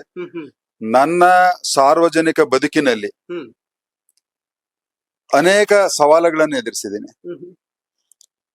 ಅನೇಕ ಆರ್ಥಿಕವಾಗಿ ಕಷ್ಟಗಳನ್ನು ಎದುರಿಸಿದ್ದೀನಿ. ಆದ್ರೆ ನನ್ನ ಧರ್ಮ ಪತ್ನಿ ಎಂದೂ ಕೂಡ ಎದೆಗುಂದಲಿಲ್ಲ. ನೀವ ಇಟ್ಟ ಹೆಜ್ಜೆಯನ್ನ ಮುಂದಕ್ಕೆ ಹೋಗ್ಬೇಕು ಅನ್ನುವಂಥದ್ದನ್ನ ಸದಾ ನನಗ್ ಪ್ರೇರಣೆಯಾಗಿ ಧೈರ್ಯವನ್ನ ತುಂಬಿದ್ದಾರೆ. ಎಂದೂ ನನ್ನ ಮನೆಯ ಕಷ್ಟಗಳನ್ನ ಎಂದೂ ನನ್ನ ಜೊತೆಯಲ್ಲಿ ನಾನು ನನಗೆ ಹೇಳಿಲ್ಲ. ಕಾರಣ ಅವ್ರಿಗೆ ಅನೇಕ ಕಷ್ಟಗಳಿಂದ ಸಾರ್ವಜನಿಕ ಜೀವನದಲ್ಲಿ ಇರ್ತಾರೆ, ಅವ್ರಿಗೆ ಸಣ್ಣ ಸಣ್ಣ ಸಮಸ್ಯೆಗಳನ್ನ ಹೇಳ್ಬಾರ್ದು ಅನ್ನುವಂಥದ್ದನ್ನ, ಮನೆ ಕಷ್ಟಗಳನ್ನ ನನ್ಗೆ ಯಾವ್ದು ರೀತಿಯಲ್ಲಿ ನನಗೆ ಕಷ್ಟ ಕೊಡ್ಲಿಲ್ಲ. ಈ ರೀತಿಯಾಗಿ ಅವರು ದೊಡ್ಡ ರೀತಿಯಲ್ಲಿ ನನ್ನನ್ನ ಬೆನ್ನೆಲುಬಾಗಿ ನಿಂತಿದ್ದಾರೆ. ಖಂಡಿತವಾಗಿಯೂ ನನ್ನ ಜೀವನದಲ್ಲಿ ಅವರ ಒಂದು ನಡವಳಿಕೆ, ಅವರ ನನ್ನ ಜೊತೆಯಲ್ಲಿ ಇದ್ದಂತ ಒಂದು ನೈತಿಕ ಬೆಂಬಲ ಖಂಡಿತವಾಗಿಯೂ ನನ್ನ ಜೀವನದ ಯಶಸ್ವಿಯಲ್ಲಿ ಅವರ ಪಾತ್ರವೂ ಕೂಡ ಇದೆ. ಸರ್, ನಿಮ್ಮ ಕುಟುಂಬ ಸ್ಥಿತಿವಂತರ ಕುಟುಂಬನ, ಆರ್ಥಿಕವಾಗಿ ಸ್ಟೆಬಲ್ ಆಗಿತ್ತ ಹೇಗೆ ಅಂತ? ತಂದೆಯವರೆಲ್ಲ ನಾವು ರೈತ ಕುಟುಂಬದವರು, ಒಳ್ಳೆ ರೀತಿಯಲ್ಲಿ ಜಮೀನು ಹೊಂದಿದವರು. ಹೀಗಾಗಿ ನಾವು ವೆಲ್ ಟು ಡು ಫ್ಯಾಮಿಲಿನಿಂದ ಇದ್ದಿದ್ದು. ಹೀಗಾಗಿ ನಮ್ಮ ರೈತ ಕುಟುಂಬದಿಂದ ಬಂದಿದ್ರು ಕೂಡ ನಾವು ಎಲ್ಲ ರೀತಿಯಲ್ಲಿ ಸ್ವಲ್ಪ ಸಮೃದ್ಧನಾಗಿ ಆಗಿದ್ದೀವಿ. ವೆಲ್ ವೀಕ್ಷಕರೇ, ನಿಮಗೆ ಹಾಲಿಗೆ ಕರ್ಕೊಂಡು ಹೋಗ್ತೀನಿ ಈಗ. ಸೊ ಒಂದೇ ಕಡೆ ನಿಂತ್ಕೊಂಡು ಮಾತಾಡ್ತಾ ಇದ್ರೆ ಮನೆ ತುಂಬಾ ಎಕ್ಸ್ಪ್ಲೋರ್ ಮಾಡೋದಕ್ಕೆ ಕಷ್ಟ ಆಗ್ಬಿಡತ್ತೆ. ಸೊ ಈಗ ನಾವು ಬಂದಿರೋದು ಮೇನ್ ಹಾಲ್ ಅಲ್ಲಿ. ಸೊ ಅದ್ಭುತವಾದಂತಹ ಒಂದು ವ್ಯವಸ್ಥೆ. ದೇವರ ಕೋಣೆ ಇದೆ ಬಲಭಾಗದಲ್ಲಿ. ಮನೆ ದೇವ್ರು ಅಂತ ಅನ್ಸುತ್ತೆ ಸರ್. ಏನ್ ಬೇಡ್ಕೋತೀರಿ ಸರ್ ದೇವ್ರ ಹತ್ರ? ಒಂದು ದಿನನಿತ್ಯ ಎದ್ದು ಏಕಾಗ್ರತೆಯಿಂದ ಪ್ರಾರ್ಥನೆ ಮಾಡುವುದು ನಮ್ಮ ರೂಢಿ. ಏಕಾಗ್ರತೆ ಸಲುವಾಗಿ ದೇವರ ಮೂರ್ತಿಗಳ ಮುಂದಿತ್ಕೊಂಡು ನಮಸ್ಕರಿಸುವುದು ನಮ್ಮ ಸಂಸ್ಕೃತಿ. ಬೇಡ್ಕೊಂಡಿದ್ರೆ ದೇವ್ರು ಕೊಟ್ಟೆ ಬಿಡ್ತಾನೆ ಅನ್ನುವಂಥದ್ದನ್ನ ಅಷ್ಟು ನಾವು ನಂಬಿದವರಲ್ಲ. ಆದ್ರೆ ನಮ್ಮ ಕಾಯಕದಲ್ಲಿ ನಿಷ್ಠೆ ಇಟ್ಟಿ ಕೆಲಸ ಮಾಡ್ಕೊಂಡಾಗ ಖಂಡಿತವಾಗಿ ದೇವ್ರು ನಮ್ಗೆ ಒಳ್ಳೆ ಮಾರ್ಗವನ್ನ ತೋರಿಸ್ತಾನೆ. ಆ ಮಾರ್ಗದಲ್ಲಿ ನಾವು ನಡೆದಾಗ ಖಂಡಿತವಾಗಿಯೂ ನಾವೇನ್ ಅಪೇಕ್ಷೆಯನ್ನ ಪಟ್ಟಿದ್ದೇವೆ, ಅಪೇಕ್ಷೆಗೆ ತಕ್ಕಂತೆ ನಾವೇನ ಕ್ರಿಯಾಶೀಲವಾಗಿ ಕಾರ್ಯವನ್ನ ಮಾಡಿದ್ದೀವಿ, ಅದರ ಆಧಾರದ ಮೇಲೆ ದೇವ್ರು ಕೊಟ್ಟೆ ಕೊಡ್ತಾನೆ ಅನ್ನುವಂಥದ್ದು ನಂಬಿಕೆಯಿಂದ ಪೂಜೆ ಪುನಸ್ಕಾರ ದಿನನಿತ್ಯದಂತೆ ನಾವು ನಡ್ಸ್ಕೊಳ್ತೀವಿ. ವೆಲ್ ವೀಕ್ಷಕರೇ, ಮತ್ತೊಂದು ಕಡೆ ನೀವು ನೋಡಬಹುದು ಕಿಚನ್ ಇದೆ. ಅಡಿಗೆ ಏನಾದ್ರು ಮಾಡ್ತೀರಾ ಸರ್? ಆ ತರದ ಹಾಬಿ ಇದೆಯಾ? ನನ್ಗೇನ್ ಅಂತದೇನ್ ಹಾಬಿ ಇಲ್ಲ. ಲೈಕ್ ಏನ್ ತುಂಬಾ ಇಷ್ಟ ಪಡ್ತೀರಿ ಅಂತ? ಏನಿಲ್ಲ, ಅದೇ ಜವಾರಿ ರೋಟಿ, ನಮ್ದು ಸಹಜವಾಗಿ ತರಕಾರಿ ಪಲ್ಯ. ನಾರ್ತ್ ಕರ್ನಾಟಕ ನಮ್ದು ಹಳಿದೇನೆ ಏನಿದೆ ಅದನ್ನೇ ತಿಂತೀವಿ ನಾವು. ವೀಕ್ಷಕರೇ, ಮತ್ತೊಂದು ಕಡೆ ನೀವು ನೋಡಬಹುದು ಸಿಸಿ ಕ್ಯಾಮ್ರಾ ಕೂಡ ಇದೆ. ಏಕೆಂತಂದ್ರೆ ಮೂಮೆಂಟ್ ಗೊತ್ತಾಗ್ಬೇಕಲ್ಲ, ಯಾರಾದ್ರೂ ಜನ ಕಾಯ್ತಿದ್ದಾರೆ. ಇದು ಆಫೀಸ್ ಇರುವಂತಹ ಜಾಗ. ಇದು ಆಫೀಸು. ಇಲ್ಲಿ ಯಾರೇ ಜನ ಬಂದ್ರು ಗೊತ್ತಾಗ್ಬೇಕು. ಮನೆಯಲ್ಲೂ ಕೂಡ ಲೈಕ್ ಒಂದು ಅಬ್ಸರ್ವ್ ಮಾಡ್ತಾ ಇರ್ಬೇಕು, ಜನ ಬಂದಾಗ ಅವ್ರನ್ನ ಕಾಯಿಸೋದ್ ಬೇಡ ಅನ್ನುವಂತಹ ಕಾರಣಕ್ಕೆ. ಸರ್, ಮನೆಯಲ್ಲಿ ನಾಯಿಗಳು ಸಿಕ್ಕಾಪಟ್ಟೆ ಸಾಕಿದಿರಲ್ಲ ಸರ್? 3 ನಾಯಿಗಳಿದ್ದಾವೆ. ಸಹಜವಾಗಿ ಮನೆ ದೊಡ್ಡದಿದೆ. ಆಮೇಲೆ ಸ್ವಲ್ಪ ಗಾರ್ಡನ್ ಅದನ್ನ ಇರೋದ್ರಿಂದ ಇಲಿಗಳ ಕಾಟ, ಆಮೇಲೆ ಸ್ವಲ್ಪ ಬೈಲಿರೋದ್ರಿಂದ ಪಕ್ಕದಲ್ಲಿ ಹಾವಿನ ಕಾಟ ಇರ್ತವೆ. ಹೀಗಾಗಿ ಇವು ತುಂಬಾ ಎಚ್ಚರಿಕೆಯಿಂದ ಇಲಿಗಳ ಕಾಟ ಮತ್ತು ಹಾವಿನ ಕಾಟವನ್ನು ನಿಯಂತ್ರಣ ಮಾಡ್ತವೆ. ಹೀಗಾಗಿ ಅದಕ್ಕೊಂದು 3 ನಾಯಿಗಳನ್ನ ಇದಾವೆ ನಮ್ಮನೆ. ಅದು ಮತ್ತೆ ಎಲ್ಲಾ ದೇಸಿ ನಾಯಿಗಳೇ, ಯಾವ್ದು ಹಣ ಕೊಟ್ಟು ತಂದಿದ್ದಲ್ಲ. ಇಲ್ಲೇ ಎಲ್ಲ ಹುಟ್ಟಿದ್ದನ್ನ ಅವಕ್ಕೆ ಒಳ್ಳೆ ರೀತಿಯಲ್ಲಿ ಬೆಳೆಸಿ ಅವುಗಳನ್ನ ನಮ್ಮ ಮನೆಯನ್ನ ರಕ್ಷಣೆ ಮಾಡ್ತವೆ. ಅಮೇಜಿಂಗ್. ವೀಕ್ಷಕರೇ, ಮತ್ತೊಂದು ಕಡೆ ನೀವು ನೋಡಬಹುದು ಟಿವಿ ಇದೆ. ಟಿವಿ ನೋಡೋದಕ್ಕೆ ಆಕ್ಚುಲಿ ತುಂಬಾ ಜನರಿಗೆ ಟೈಮೇ ಸಿಗಲ್ಲ ಅಂತ ಹೇಳ್ತಾರೆ. ಫ್ಯಾಮಿಲಿ ಜೊತೆ ಕೂತ್ಕೊಂಡು ಟಿವಿ ನೋಡೋಣ ಅಂತಂದ್ರೆ ನಮ್ಮ ಮನೆಯಲ್ಲಿ ಕೂಡ ನಾವು ಜಾಸ್ತಿ ಹೊತ್ತ ಟಿವಿಯನ್ನು ಯಾರು ನಾನು ನೋಡಲ್ಲ, ನಮ್ಮ ಮನೆಯವರಂತೂ ಸೀರಿಯಲ್ ನೋಡೇ ಇಲ್ಲ ಇಲ್ಲಿವರೆಗೆ. ಏನಾದ್ರೂ ಅವ್ರು ನೋಡ್ತಿದ್ರೆ ಅಂದ್ರೆ ರಾಮಾಯಣ, ಮಹಾಭಾರತ, ಕೃಷ್ಣಂದು ಅಂತವುಗಳನ್ನ ನೋಡ್ತಾರೆ. ನಾನು ಸ್ವಲ್ಪ ಸಮಯದ ಮನೆಗೆ ಬಂದೆ ಅಂತಂದ್ರೆ ಒಂದಿಷ್ಟು ನ್ಯೂಸ್ ನೋಡ್ತೀನಿ, ಒಂದ್ ಅರ್ಧ ತಾಸು. ಹೊರತಾಗಿ ಇಂಥದ್ದು ಯಾವುದೇ ಗಿಕ್ಚರ್ ನೋಡೋದಾಗ್ಲಿ ಎಲ್ಲರ ಪರಿವಾರದ ಕೂತ್ಕೊಂಡು ನಾವೆಂದೂ ನೋಡಿಲ್ಲ. ಯಾವತ್ತು ಟೈಮ್ ಸಿಗ್ಲಿಲ್ವಾ ಸರ್ ಫ್ಯಾಮಿಲಿ ಜೊತೆ? ಟೈಮ್ ಸಿಕ್ಕಿಲ್ಲ ಅಂತಲ್ಲ, ನಮ್ದು ಕಾರ್ಯದಲ್ಲಿ ನಾವು ಕಾರ್ಯನಿರತರಾಗಿರ್ತೀವಿ. ಹೀಗಾಗಿ ಅದನ್ನ ಟೈಮ್ ಸ್ಪೆಂಡ್ ಮಾಡೋ ಸಲುವಾಗಿ ಅಂತ ಟಿವಿ ನೋಡಲ್ಲ. ನಮ್ಗೆ ಎಷ್ಟು ಬೇಕು ಅಷ್ಟಕ್ಕೆ ನಾವು ಒಂದೇಳಿ ಇತ್ತಂತಾರೆ ಅಷ್ಟನ್ನ ನಾವು ನೋಡ್ತೀವಿ, ಆಮೇಲೆ ಬಿಟ್ಬಿಡ್ತೀವಿ ಅದನ್ನ. ಓಕೆ, ಇನ್ನೊಂದು ವಿಚಾರ ವೀಕ್ಷಕರೇ ನೋಡಿ, ಕೇಂದ್ರ ಸಚಿವರ ಮನೆಯಲ್ಲಿ ಹೊಲಿಗೆ ಯಂತ್ರ, ನಮಗೊಂದು ಪಾಠ ಇತ್ತು, ಹೊಲಿಗೆ ಯಂತ್ರದ ಅಮ್ಮಿ ಅಂತ. ಏನ್ ಸರ್ ವಿಶೇಷ ಇದು? ಏನಿಲ್ಲ, ಈಗ ಚಿಕ್ಕ ಚಿಕ್ಕ ಮನೆಗಳಿಗೆಲ್ಲ ಹರಿದೋಗ್ತಾವಲ್ಲ ಬಟ್ಟೆಗಳನ್ನೆಲ್ಲ, ಅದೆಲ್ಲ ಹೊಲ್ಕೊಳ್ಳಿಕ್ಕೆ ಸಮಯದ ಮೇಲೆ ನಮ್ಮ ಮಿಸ್ಸಸ್ ಅವರು ಅದನ್ನ ಮಾಡ್ತಾರೆ, ಮನೆಯಲ್ಲೇ ತನ್ನ ಸ್ವಂತ ಕೆಲಸ ಮಾಡ್ಕೋತಾರೆ. ತುಂಬಾ ಜನ ಸರ್, ಲೈಕ್ ನನ್ ಕೇಂದ್ರ ಸಚಿವರ ಪತ್ನಿ, ನನ್ ಹೀಗೆ ಹಾಗೆ ಅನ್ನೋ ಆಡಂಬರ ಇರುತ್ತೆ. ಒಂದ್ ಸಣ್ಣ ಕಾರ್ಪೊರೇಟರ್ ಪತ್ನಿಗಾದ್ರೂ ಅದಿದ್ದೇ ಇರುತ್ತೆ, ಇನ್ನರ್ ಫೀಲಿಂಗ್. ನನ್ನ ಧರ್ಮ ಪತ್ನಿ ಆಗ್ಲಿ, ನನ್ನ 3 ಮಕ್ಕಳಾಗ್ಲಿ, ಎಂದೂನು ನಾನು ಅಧಿಕಾರದಲ್ಲಿದ್ದೀನಿ ಅನ್ನುವಂತ ಅಧಿಕಾರದ ಭಾವನೆಯಲ್ಲಿ ಎಂದೂನು ಅವರು ತಿಳ್ಕೊಂಡಿರ್ಲಿಲ್ಲ.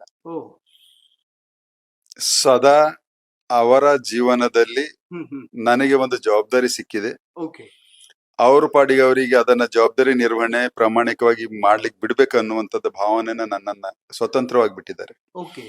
ಅವರು ಅವರ ಜವಾಬ್ದಾರಿಗೆ ತಕ್ಕಂತೆ ಅವರನ್ನ ತಮ್ಮಷ್ಟಕ್ಕೆ ತಾವೇ ಹದ್ದು ಬಸ್ತಿನಲ್ಲಿ ತಾವು ಇಟ್ಕೊಂಡಿದ್ದಾರೆ. ಹೀಗಾಗಿ ಯಾವುದೇ ಕಾರಣಕ್ಕೆ ನನ್ನ ಧರ್ಮ ಪತ್ನಿ ಆಗ್ಲಿ, ನನ್ನ 3 ಮಕ್ಕಳಾಗ್ಲಿ ಅಧಿಕಾರದ ಅಮಲಿನಲ್ಲಿ ಎಂದೂನು ಅವ್ರ ವರ್ತನೆ ಯಾರ ಜೊತೆನೂ ಮಾಡ್ಲಿಲ್ಲ. ಹೀಗಾಗಿ ಈಗ ನನ್ನ ಅಧಿಕಾರ ಇಲ್ಲ ಅಂದಾಗೂ ಕೂಡ ಒಂದು ನಯಾ ಪೈಸವು ಅವರಿಗೆ ಅದರಿಂದ ಬೇಜಾರ ಅಂತ ಅವ್ರಿಗೆ ವ್ಯಕ್ತಪಡಿಸಿಲ್ಲ. ಓಕೆ ವೀಕ್ಷಕರೇ, ಇಲ್ಲಿ ಗಮನಿಸಬಹುದು, ಮತ್ತೊಂದು ಕಡೆ ಅದ್ಭುತವಾದಂತಹ ದೇವರ ವಿಗ್ರಹ ಇದೆ. ಒಂದು ಕಡೆ ಶಿವ, ಮತ್ತೊಂದು ಕಡೆ ತಾಯಿ ಚಾಮುಂಡಿ, ಮತ್ತೊಂದು ಕಡೆ ಶ್ರೀರಾಮಚಂದ್ರನ ಭವ್ಯವಾದಂತಹ ರಾಮ ಮಂದಿರ. ದೈವ ಭಕ್ತಿ ತುಂಬಾ ಜಾಸ್ತಿ ಅಂತ ಅನ್ಸುತ್ತಲ್ಲ ಸರ್ ಇದನ್ನೆಲ್ಲ ನೋಡಿ? ಖಂಡಿತವಾಗಿಯೂ ನಮ್ಮ ಧರ್ಮ ಪತ್ನಿ ಬಹಳಷ್ಟು ಧಾರ್ಮಿಕವಾಗಿ ಪೂಜೆ ಪುನಸ್ಕಾರಗಳಲ್ಲಿ, ಆಮೇಲೆ ಮಹಾತ್ಮರ ಒಂದು ಪುರಾಣಗಳಲ್ಲಿ ವಿಶ್ವಾಸವನ್ನು ಇಟ್ಟು ಅವರು ದಿನನಿತ್ಯದ ಚಟುವಟಿಕೆಗಳನ್ನು ಮಾಡ್ಕೊಳ್ತಾರೆ. ಹೀಗಾಗಿ ನಾವು ಕೂಡ ನಮಗೂ ಕೂಡ ಅದೇ ರೀತಿಯಲ್ಲಿ ಜೀವನ ಸಾಗಿಸ್ಬೇಕು ಅನ್ನುವಂಥದ್ದನ್ನ ಸದಾ ಮಕ್ಕಳಿಗಾಗ್ಲಿ ನನ್ಗಾಗ್ಲಿ ಹೇಳ್ತಿರ್ತಾರೆ. ಹೀಗಾಗಿ ಖಂಡಿತವಾಗಿಯೂ ದೇವರನ್ನ ನಂಬಿ, ದೇವರ ಶ್ರದ್ಧೆ ಭಕ್ತಿಯಿಂದ ದಿನನಿತ್ಯದ ಚಟುವಟಿಕೆಗಳಲ್ಲಿ ನಮ್ದಿರ್ತದೆ. ಓಕೆ ಸರ್, ಮೇಲೆ ಟೆರೆಸ್ ಇರೋದಾ ಅಥವಾ ಮೇಲ್ಗಡೆ ಏನಾದ್ರು ರೂಮ್ಸ್ ಏನಾದ್ರು ಇದೆಯಾ? ಓಕೆ, ತೋರಿಸಬಹುದಾ? ಓಕೆ, ಬನ್ನಿ ವೀಕ್ಷಕರೇ. ಸೊ ನಿಮ್ಮನ್ನ ಫಸ್ಟ್ ಫ್ಲೋರ್ ಅಲ್ಲಿ ಕರ್ಕೊಂಡು ಹೋಗ್ತಾ ಇದ್ದೀನಿ ಈಗ. ಭಗವಂತ್ ಖೂಬಾ ಸರ್ ಅವರ ಮನೆಯ ಮೊದಲ ಮಹಡಿ. ಪೇಂಟಿಂಗ್ ತುಂಬಾ ಆಸಕ್ತಿ ಇದೆ ಅಂತ ಅನ್ಸುತ್ತೆ ಸರ್ಗೆ. ಸರ್, ಪೇಂಟಿಂಗ್ ಬಗ್ಗೆ ಜಾಸ್ತಿ ಇದಿದೆಯಾ ಅಂತ ಇಂಟ್ರೆಸ್ಟ್? ಆಸಕ್ತಿ ಇದೆ. ಹಾ, ಅವರದನ್ನ ಮಾಡ್ತಿರ್ತಾರೆ ಅವಾಗ. ಓಕೆ, ಇದು ಮಕ್ಕಳು ಮಾಡಿರುವಂತ ಪೇಂಟಿಂಗ್ ಸರ್? ಓಕೆ, ಈಗ ಫಸ್ಟ್ ಫ್ಲೋರ್ ನಲ್ಲಿ ನಾವ್ ಇದೀವಿ. ಭಗವಂತ್ ಖೂಬಾ ಸರ್ ಅವರ ಕೋಣೆಗೆ ನಿಮ್ಮನ್ನ ಕರ್ಕೊಂಡು ಬರ್ತಾ ಇದ್ದೀನಿ. ಇದು ಭಗವಂತ್ ಖೂಬಾ ಅವರ ಕೋಣೆ. ತಂದೆ ತಾಯಿಯ ಒಂದು ಅದ್ಭುತವಾದಂತಹ ಚಿತ್ರ. ಸರ್, ಎಷ್ಟು ಮ್ಯಾಟರ್ ಆಗ್ತಾರೆ ತಂದೆ ತಾಯಿ ನಿಮ್ಮ ಈ ಸಾಧನೆಯಲ್ಲಿ, ಈ ಬದುಕಿನಲ್ಲಿ? ಇವತ್ತು ನಾವೇನು ಜೀವನ ನಡೆಸ್ತಾ ಇದ್ದೀವಿ, ಏನು ಜಗತ್ತು ನೋಡ್ತಾ ಇದ್ದೀವಿ, ಏನು ಆನಂದಿಸ್ತಾ ಇದ್ದೀವಿ, ಜೀವನದಲ್ಲಿ ಏನೇ ನಾವು ಅಚೀವ್ಮೆಂಟ್ ಮಾಡಿದ್ದೀವಿ, ಇವೆಲ್ಲವಕ್ಕೂ ಏನಾದ್ರೂ ಕಾರಣ ಇದ್ದಾರೆ ಅಂದ್ರೆ ನಮ್ಮ ತಂದೆ ತಾಯಿ ನಮ್ಮ ಜನ್ಮ ಕೊಟ್ಟಿದ್ದಾರೆ ಅನ್ನುವಂಥದ್ದಕ್ಕೆ ಇವೆಲ್ಲವೂ ಸಾಧ್ಯವಾಗಿದೆ. ಹೀಗಾಗಿ ಕೇವಲ ಮ್ಯಾಟರಿಗೆ ಮಾತ್ರ ಸೀಮಿತ ಅಲ್ಲ, ತಂದೆ ತಾಯಿ ನಮಗೆ ಜನ್ಮ ಕೊಡ್ತಿದ್ದಿಲ್ಲ ಅಂತಂದ್ರೆ ನಾವು ಈ ಜಗತ್ತಿನಲ್ಲಿ ಇವೆಲ್ಲವೂ ನೋಡ್ಲಿಕ್ಕೆ ಸಾಧ್ಯನೇ ಇದ್ದಿಲ್ಲ. ಹೀಗಾಗಿ ಎಲ್ಲವೂ ಸಾಧ್ಯ ಆಗಿದ್ದಕ್ಕೆ ಏನಾದ್ರೂ ಕಾರಣ ಇದ್ದರೆ ನಮ್ಮ ತಂದೆ ತಾಯಿನೇ ಕಾರಣ. ಹೀಗಾಗಿ ಆ ಒಂದು ಭಾವನೆನೇ ನನ್ನ ಹತ್ರ ಇದೆ. ಯಾವತ್ತು ಕಷ್ಟಗಳನ್ನ ನೋಡೋದಕ್ ಬಿಟ್ಟಿಲ್ವಾ ಅಂತ ಬದುಕಲ್ಲಿ? ಕಷ್ಟಗಳನ್ನ ನೋಡ್ಲಿಕ್ಕೆ ಬಿಟ್ಟಿಲ್ಲ ಅನ್ನುವಂಥದ್ದನ್ನಲ್ಲ, ಸಹಜವಾಗಿ ಕಷ್ಟಗಳು, ಈಗ ಪ್ರತಿಯೊಂದು ತಾಯಿ ತಂದೆಗೆ ಕಷ್ಟಗಳ ಮಕ್ಕಳಿಗೆ ಬರಬಾರ್ದು ಅನ್ನುವಂಥದ್ದನ್ನ ಒಂದು ಆಸೆ ಇರ್ತದೆ. ಅಪೇಕ್ಷೆ ಇರ್ತದೆ. ಆದ್ರೆ ಅದಕ್ಕೆ ಹೊರತಾಗಿಯೂ ದಿನನಿತ್ಯದ ವ್ಯವಹಾರಗಳಲ್ಲಿ ಹೇಗೆ ನಾವು ಬೆಳೀತಾ ಹೋಗ್ತೀವಿ, ಬೆಳೀತಾ ಹೋದಾಗೆಲ್ಲ ಕಷ್ಟಗಳನ್ನ ನಾವು ಎದುರಿಸಲೇಬೇಕಾಗ್ತದೆ. ಜೀವನ ಅಂದ್ರೆ ಕಷ್ಟಗಳನ್ನ ಎದುರಿಸ್ಕೊತ ಹೋಗಿ ಸಂಘರ್ಷಣವನ್ನ ಮಾಡ್ಕೊತ ಹೋಗಿನೇ ನಾವು ಪರಿಹಾರವನ್ನ ಕಂಡುಕೊಂಡು ಜೀವನ ಸಾಗಿಸೋದೇ ಜೀವನ. ಸೊ ಹೀಗಾಗಿ ಕಷ್ಟಗಳನ್ನ ತಂದೆ ತಾಯಿ ನಮ್ಮನ್ನ ತಪ್ಪಿಸಿದಾರೆ ಅಂತ ಹೇಳಲಿಕ್ಕೆ ಸಾಧ್ಯ ಆಗಿಲ್ಲ. ಅದು ಯಾರು ತಿಳ್ಕೊಳ್ಳೋಬಾರದು. ಲೈಫ್ ಅಲ್ಲಿ ಸರ್ ನಮ್ಮ ಜೊತೆ ಒಂದು ಸ್ಪಿರಿಟ್ ಅಥವಾ ಎನರ್ಜಿ ಇರುತ್ತೆ ಅಂತಂದ್ರೆ ಅದು ತಂದೆ ತಾಯಿ. ನಾವು ಅವ್ರ ಭೂಮಿ ಮೇಲೆ ಇದ್ದಾಗಲೂ ಇಲ್ಲದಿದ್ದಾಗಲೂ ಅವ್ರನ್ನ ಫೀಲ್ ಮಾಡ್ತೀವಿ. ಯಾವತ್ತಾದ್ರೂ ತುಂಬಾ ನೊಂದ್ಕೊಂಡಿದ್ಯಾ ಈ ಸಾಧನೆನ ಅವ್ರು ನೋಡ್ಬೇಕಿತ್ತು? ನೋಡಿ, ಪ್ರತಿಯೊಬ್ಬ ತಂದೆ ತಾಯಿ ತನ್ನ ಮಕ್ಕಳ ಏಳಿಗೆಯನ್ನ ನೋಡ್ಬೇಕು ಅನ್ನೋದು ಎಲ್ಲರಿಗೂ ಆಸೆ ಇರ್ತದೆ. ಆದ್ರೆ ನಾನು ನನ್ನ ಜೀವನದಲ್ಲಿ ಯಶಸ್ವಿಯನ್ನ ನನ್ನ ತಂದೆ ತಾಯಿ ನೋಡಿದ್ದಾರೆ. ಆದ್ರೆ ನನ್ನ ದುರ್ದೈವ, ನಮ್ಮ ತಂದೆ ನಾನು ಸಂಸದನೇ ಆಗಿದ್ದಾಗ ಬದುಕಿರ್ಲಿಲ್ಲ. ನಾನು ಸಂಸದ 2014ರಲ್ಲಿ, ಅದೇ ತಂದೆ 2010ರಲ್ಲಿ ಸ್ವರ್ಗವಾಸವಾದ್ರು.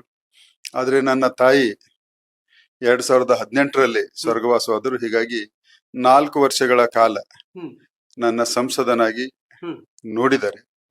ಮತ್ತೆ ನಮ್ಮ ತಾಯಿ ಅನೇಕ ಪ್ರೇರಣೆಯ ಶಬ್ದಗಳು ನನ್ನ ಜೀವನದಲ್ಲಿ ನಾನು ನಡ್ಸ್ಕೊಂಡಿದ್ದೀನಿ ಅಂತ ಹೇಳಿದೇನೆ ಇಷ್ಟು ಪ್ರಾಮಾಣಿಕವಾಗಿ ಉಳಿಲಿಕ್ಕೆ ನಂಗೆ ಸಾಧ್ಯ ಆಗ್ತದೆ.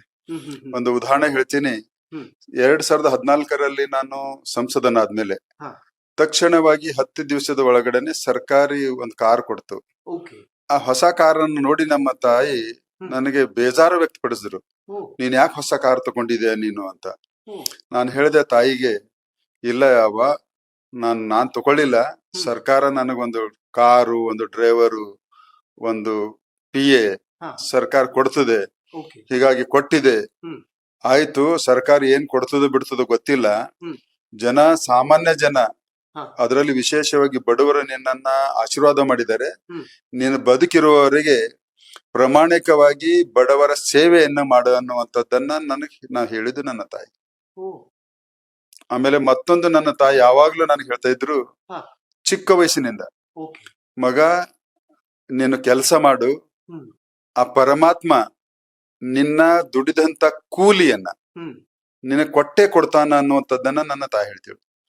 ನನ್ನ ತಾಯಿ ಮತ್ತು ನನ್ನ ತಂದೆ ಅವರ ಬದುಕು ಎಷ್ಟು ಪ್ರಾಮಾಣಿಕವಾಗಿತ್ತು ಮತ್ತು ಎಷ್ಟು ಪರೋಪಕಾರಿಗಿತ್ತು ಆ ಚಿಕ್ಕ ವಯಸ್ಸಿನಿಂದ ನೋಡಿದ್ದಕ್ಕಾಗಿಯೇ ನನ್ನ ಜೀವನದಲ್ಲಿ ಆ ಪ್ರಾಮಾಣಿಕನ್ನ ಉಳಿಸ್ಕೊಂಡು ಹೋಗುವಂತದ್ದನ್ನ ನನ್ನ ಗುಣವಾಗಿದೆ.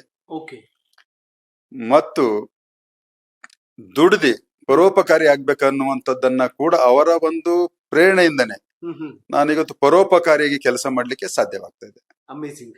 ಓಕೆ, ವೆಲ್ ವೀಕ್ಷಕರೇ, ಈಗ ಕೆಳಗಡೆ ಹೋಗ್ಬಿಡ್ತೀವಿ. ನಾವು ಒಂದಷ್ಟು ವಿಚಾರಗಳನ್ನ ಹಂಚ್ಕೊಳ್ಳೋದಿದೆ, ಸೊ ಮಾತಾಡಿಸ್ತಾ ಹೋಗೋಣ ಬನ್ನಿ. ಓಕೆ ಸರ್, ಈಗ ಬೀದರ್ ಬಗ್ಗೆ ಮಾತಾಡ್ಲೇಬೇಕು. ಭಗವಂತ ಖೂಬಾ ಅವರು ಕೇಂದ್ರ ಸಚಿವರಾಗಿದ್ದವರು ಯಾಕೆ ಸೋತೋದ್ರು ಅನ್ನೋದ್ ಪ್ರಶ್ನೆ ಎಲ್ರಿಗೂ ಇದೆ. 10 ವರ್ಷಗಳ ಕಾಲ ನಾನು ಬೀದರಿಕೆ ಅಭಿವೃದ್ಧಿ ಮಾಡಿದಂಥದ್ದನ್ನ ಇವತ್ತು ಕೂಡ ಜನಮಾನಸದಲ್ಲಿದೆ. ಒಳ್ಳೆ ರೀತಿಯಿಂದ ಸಾಮಾಜಿಕ ಸುರಕ್ಷತೆ ಯೋಜನೆಗಳನ್ನ ಬಡವರಿಗೆ ಮುಟ್ಟಿಸಿದಂಥದ್ದು ಕೂಡ ಇವತ್ತು ಬಡವರ ಮನಸ್ಸಿನಲ್ಲಿದೆ. ಅಭಿವೃದ್ಧಿ ಮತ್ತು ಬಡವರ ಏಳಿಗೆಯಾಗಿ ದುಡಿದಂಥದ್ದನ್ನ ಇವತ್ತು ಇದೆ. ಆ ಕಾರಣಕ್ಕಾಗಿ ಇವತ್ತು ಸೋತಿದ್ರು ಕೂಡ 5,40,000 ಮತಗಳನ್ನ ನನಗೆ ಹಾಕಿದ್ದಾರೆ. ಚುನಾವಣೆಯ ಸೋಲಿಗೆ ಅನೇಕ ಕಾರಣಗಳಿದ್ದಾವೆ. ಅದರಲ್ಲಿ ನಮ್ಮ ಪಕ್ಷಕ್ಕಾಗಲಿ, ನನಗಾಗಲಿ, ನನ್ನ ಕಾರ್ಯಕರ್ತರಿಗಾಗಲಿ, ನಾವು ಈ ಚುನಾವಣೆಯಲ್ಲಿ ಸೋಲ್ತೀವಿ ಅನ್ನುವಂಥದ್ದನ್ನ ಎಲ್ಲಿಯೂ ಇರ್ಲಿಲ್ಲ. ಆದ್ರೆ ಚುನಾವಣೆ ಸೋತಿದ ಮೇಲೇನೆ ಮತ್ತು ಚುನಾವಣೆ ಪೂರ್ವದಲ್ಲಿಯೂ ಕೂಡ ಸ್ವಲ್ಪ ಗೊಂದಲವನ್ನ ಸೃಷ್ಟಿ ಮಾಡುವಂತ ಪ್ರಯತ್ನಗಳನ್ನ ನಡೆದು ಅನಾವಶ್ಯಕ ಗೊಂದಲಗಳನ್ನ ಸೃಷ್ಟಿ ಮಾಡಿದ್ರು. ಆಮೇಲೆ ಇವತ್ತು ಗಲ್ಲಿಯಿಂದ ದಿಲ್ಲಿಯವರೆಗೆ ಜನ ಮಾತಾಡ್ಕೊಳ್ಳೋದು ಮತ್ತು ನಮ್ಮ ಪಕ್ಷದ ವರಿಷ್ಠರು ಕೂಡ ಮಾತಾಡ್ಕೊಳ್ಳೋದು ಏನಂದ್ರೆ, ಅಲ್ಲಿ ಖೂಬಾ ಸೋತಿಲ್ಲ, ಕಾರ್ಯಕರ್ತರು ಸೋಲಿಸಲಿಲ್ಲ. ಆದ್ರೆ ಕೆಲವು ಕುತಂತ್ರ ಶಕ್ತಿಗಳು ನನ್ನ ಏಳಿಗೆ ನೋಡಾಗ್ಲಿ, ಹ್ಮ್. ನನ್ನ ಭ್ರಷ್ಟಾಚಾರದ ವಿರುದ್ಧ ನನ್ನ ಧ್ವನಿ ಆಗಲಿ, ಓಕೆ. ಮತ್ತು ಬಡವರ ಧ್ವನಿಯಾಗಿ ಕೆಲಸ ಮಾಡುವುದಾಗಲಿ,